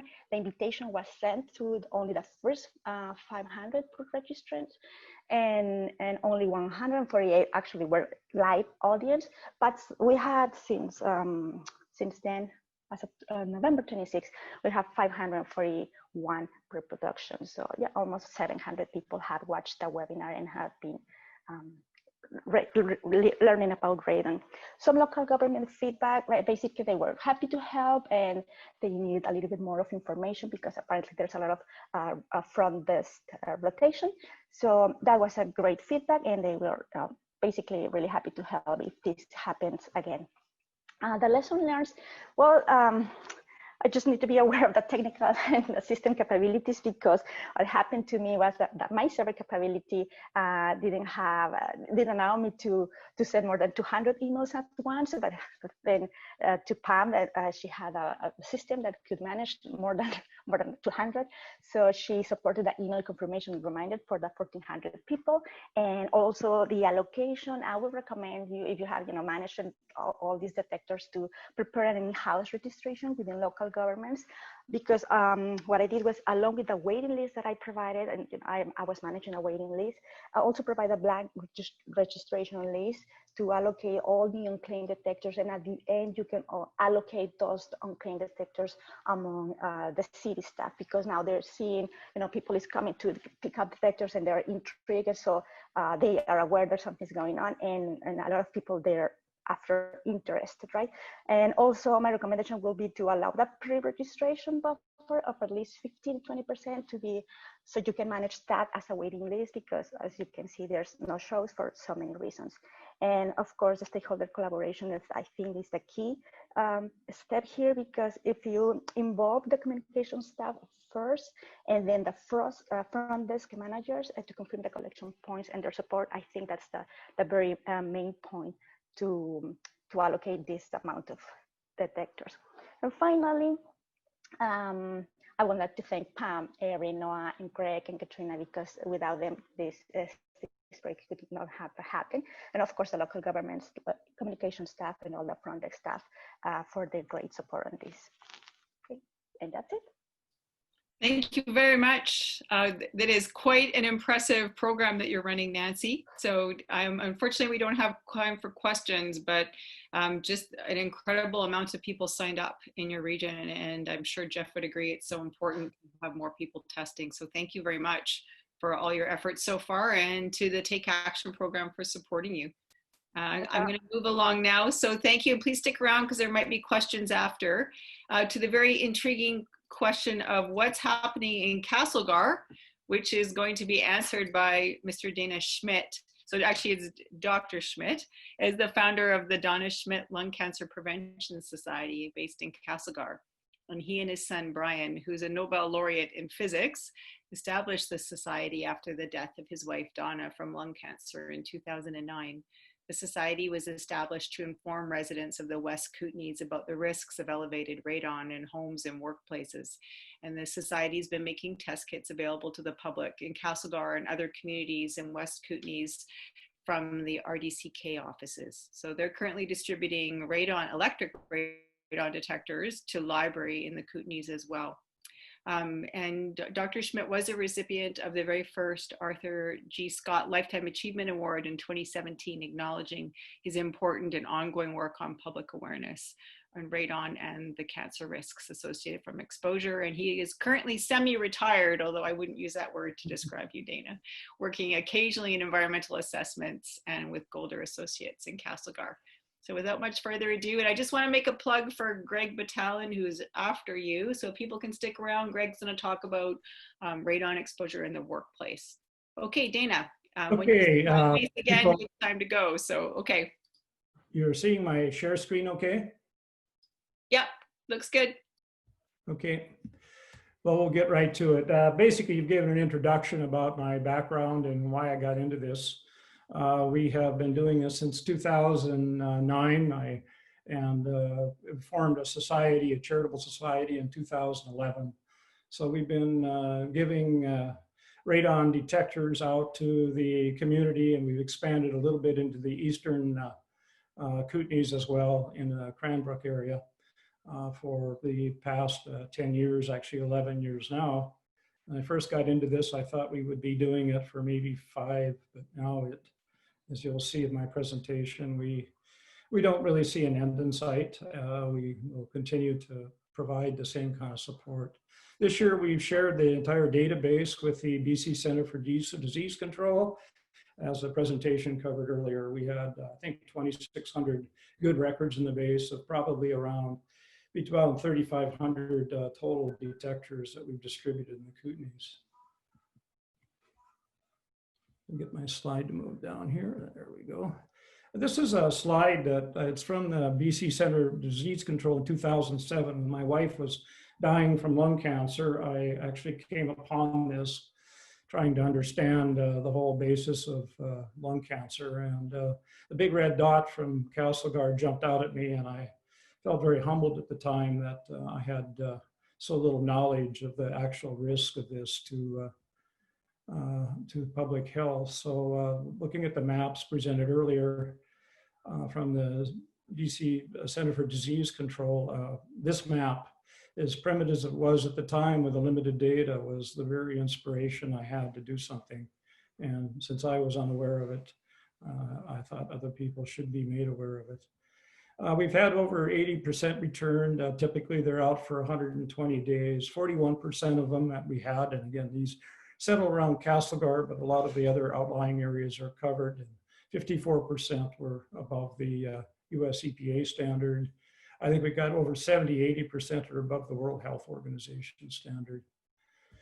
This is one of the things I expected with our detectors that we got back in 2020, that we'd actually see a decline in with mitigation and getting into areas outside of Castlegar that'd be lesser. But reality of it is this is the bar for 2020 of exceedance frequencies of the radon levels here. This is the standard, and these are all above. Anything are the values we got back from the detectors in 2020 were higher than those we had in the previous 6 years. So we haven't really seen a decline in the levels. In fact, it's basically slightly higher. The West Kootenay radon level samples basically have showed that we have virtually no change in the exceedance frequency from what we got a decade ago. And the demand for radon measurement stays really quite high. This is the ones that we have had during the this past year. We had 162 returned in the data set, and of course, we're not done yet. And in 2019, we had started our library program with the Castlegar Library, which 105 checkouts were at. I don't have any data for 2020, since most of it will be occurring in this fall and some in the spring. But you can kind of see the time trend over time. We've gone from a little bit of reduction in demand, but functionally, we're still staying at 300 of them. The total effectiveness of the samples that we have in the database since 2014, there's 1,906. Of those which we were turned in that we couldn't get data off were 6.7%. Some of them, a lot of them were because proper information wasn't there or the expiration date of the detectors was a really major issue. But basically, we feel that's a pretty high percent and probably get around 80% total of the detectors we put out. We have actually got good data, so people have got measurements. We did a limited comparison with the different types of detectors in 2018, which went on for 143 days. We had one of the Corinthian detectors, which we put in the libraries. I use a Radon eye detect, which is a relatively inexpensive hourly detector as more of a standard. I've been very happy with it. It provides hourly measurements and they are at least consistent with the pucks we put out. And they also provide a really good time trend. So I've kind of used it as a standard to compare others with. We had a Pro Series detectors, which is leads about 25% high. And this is the value I got from the puck.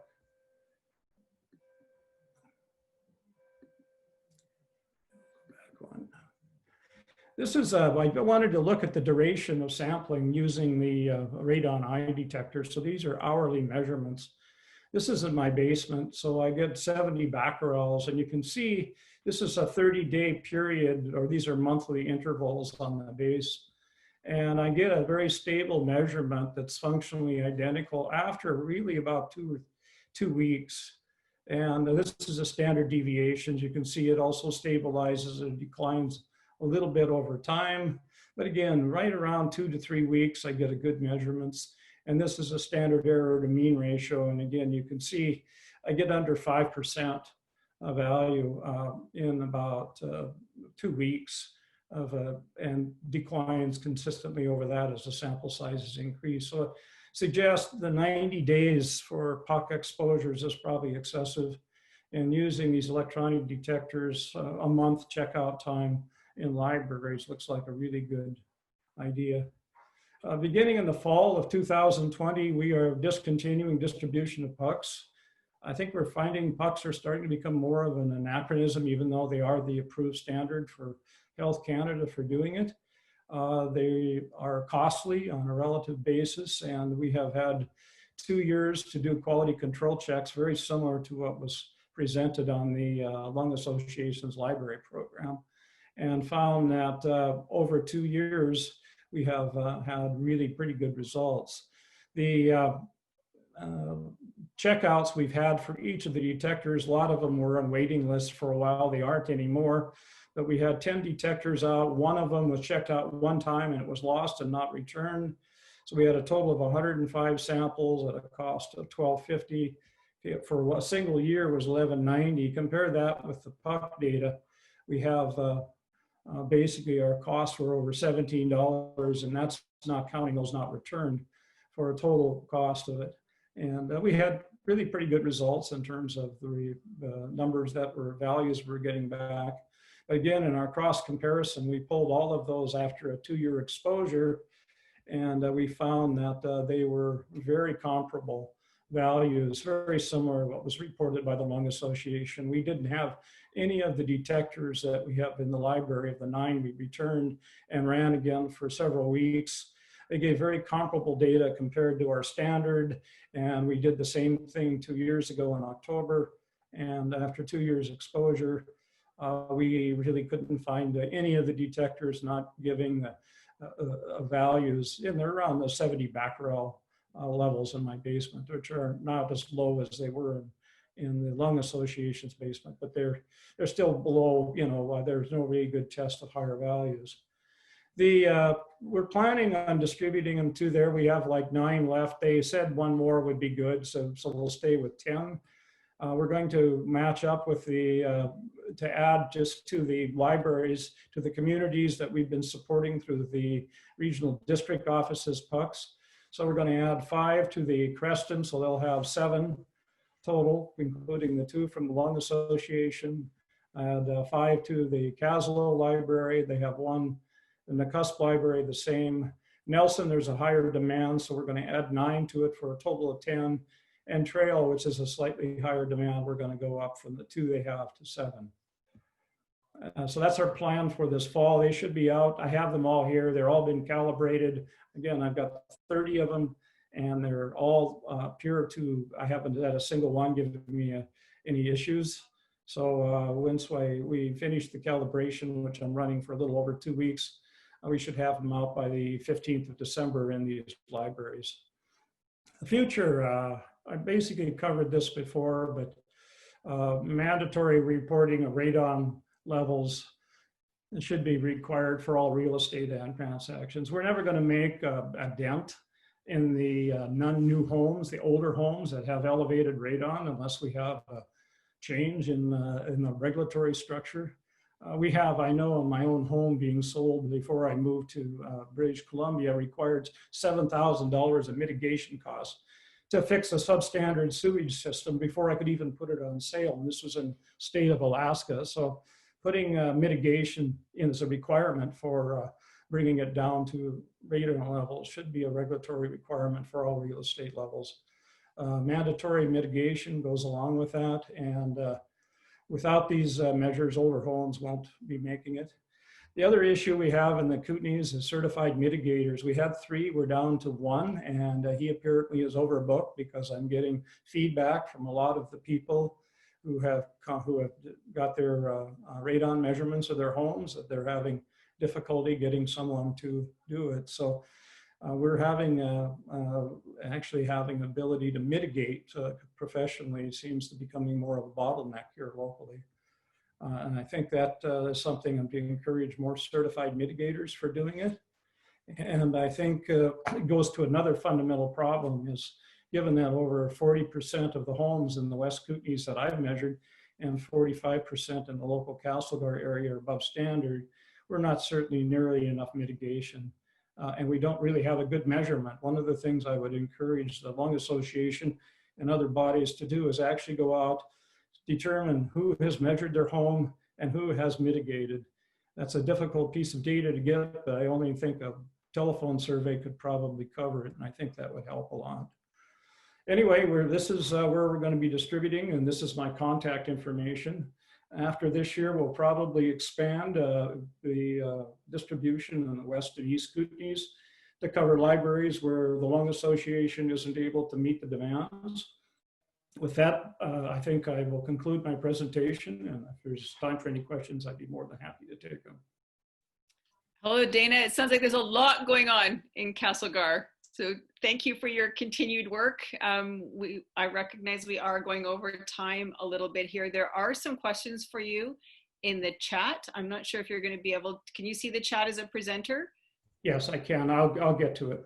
Okay, yeah, there are a number of questions, and the point that radon is now considered a latent defect in real estate transactions, and people will have to disclose if they know their radon levels in your area. And there's a bunch of questions too about who's tested and where and what. So I'll let you address those, but thank you so much for sharing that. And I'm sure Maureen will be in contact with you regarding the BC Lung program. And we also concur with many of the findings that we need to be knowing more who's tested, and then importantly, who's mitigated, because that's the real next step for reducing exposure. So thank you very much. And moving on to our final presenter of the day is Mr. Greg Batalin. Greg, are you there? I'm here. Okay. I think very few of you need much introduction to Greg. It just Everybody.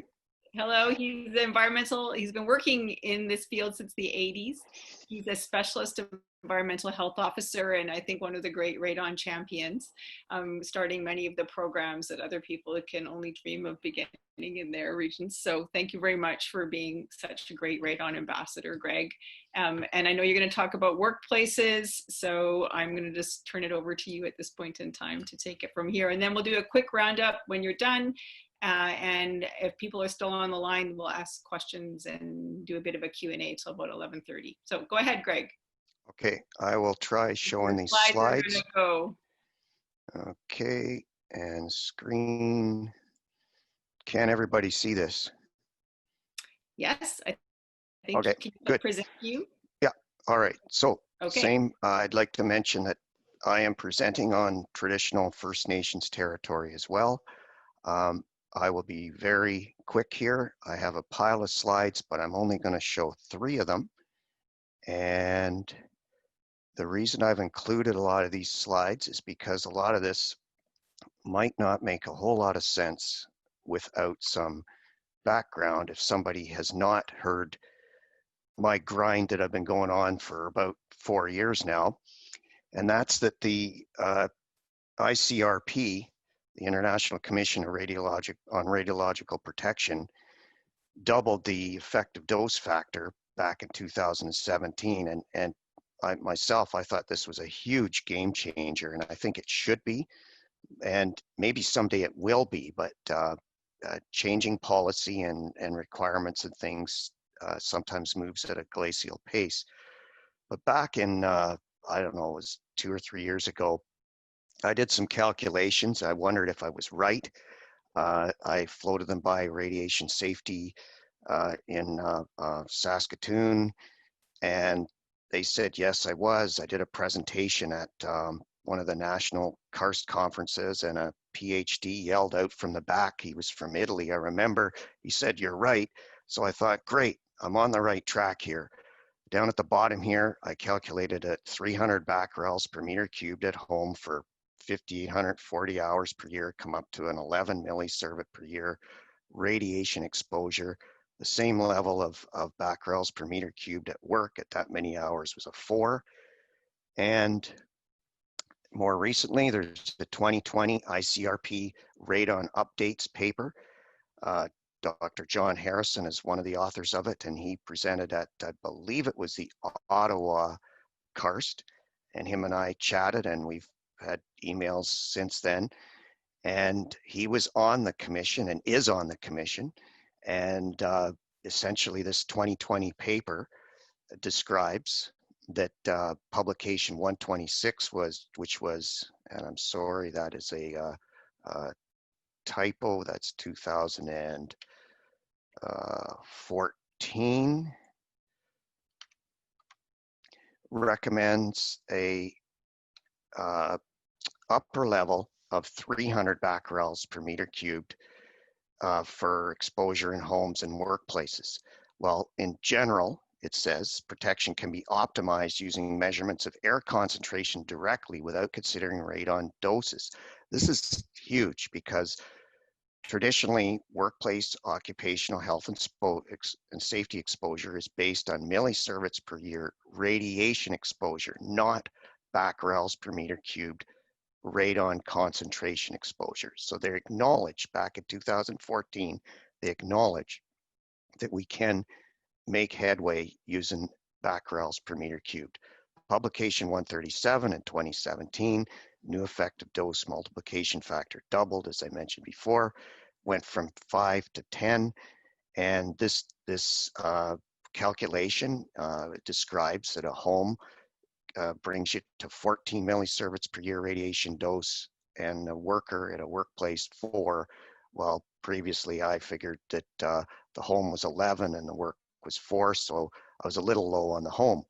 So what does all this mean? It's not cut and dry on exactly the 10 multiplication factor. It's based on several physical factors, which can include just how much time is spent in activity. So an indoor workplace can be as high as 20 millisieverts per working level month. Realistically, at a sedentary occupation, such as sitting in an office, it's 14, a mine is 12, tourist cave 24, and home 13. So we're starting to get things nailed down a little bit better on different scenarios.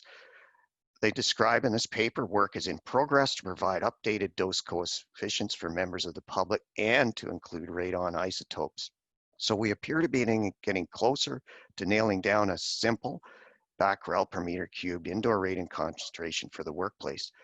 And believe me, if you want a headache, try going through a lot of those calculations and wrestling with, well, how many hours does somebody maybe spend in one place, and so on and so on. So the bottom line is, regardless, I think I'm certain there's plenty enough known now to move forward with testing BC indoor work environments and essentially requiring the testing of such.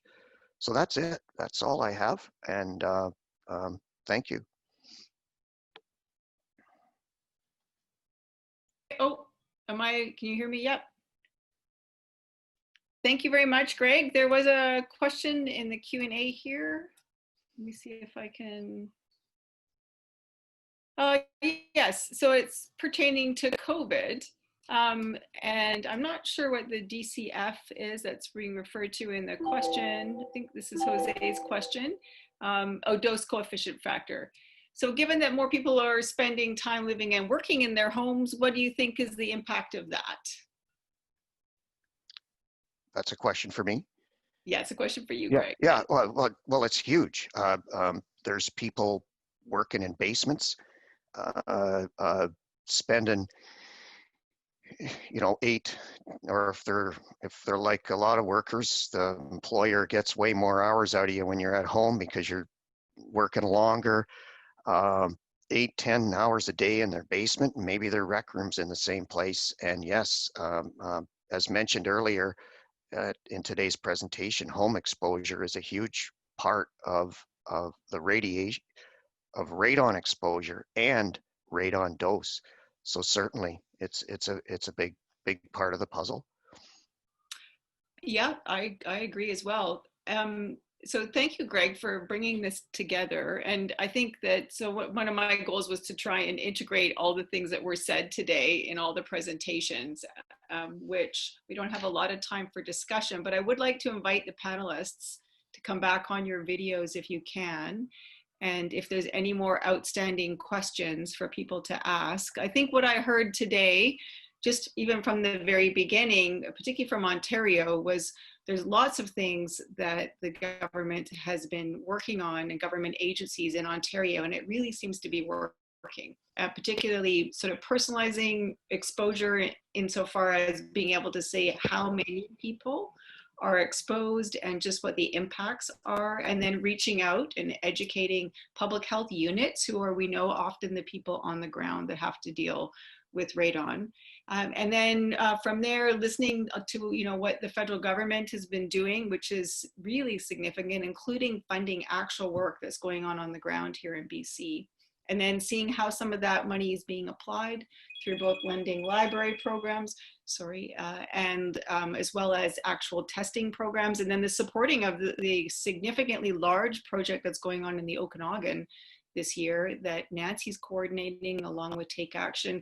And then the really impressive work that continues to go on in the eastern part of the province, Dana, with what you're doing and just how some of the work that you've done with your library program. I think it would be great if Maureen from BC Lung and you can connect, because we've really been wondering about how effective the digital detectors are for long periods of time, because we know the public are really interested in those devices, because not everybody can afford, or not everyone thinks they can afford a radon puck. We do anecdotally know that people get a digital detector and then they go and buy a puck afterwards. So I think it's extra impetus for people to test.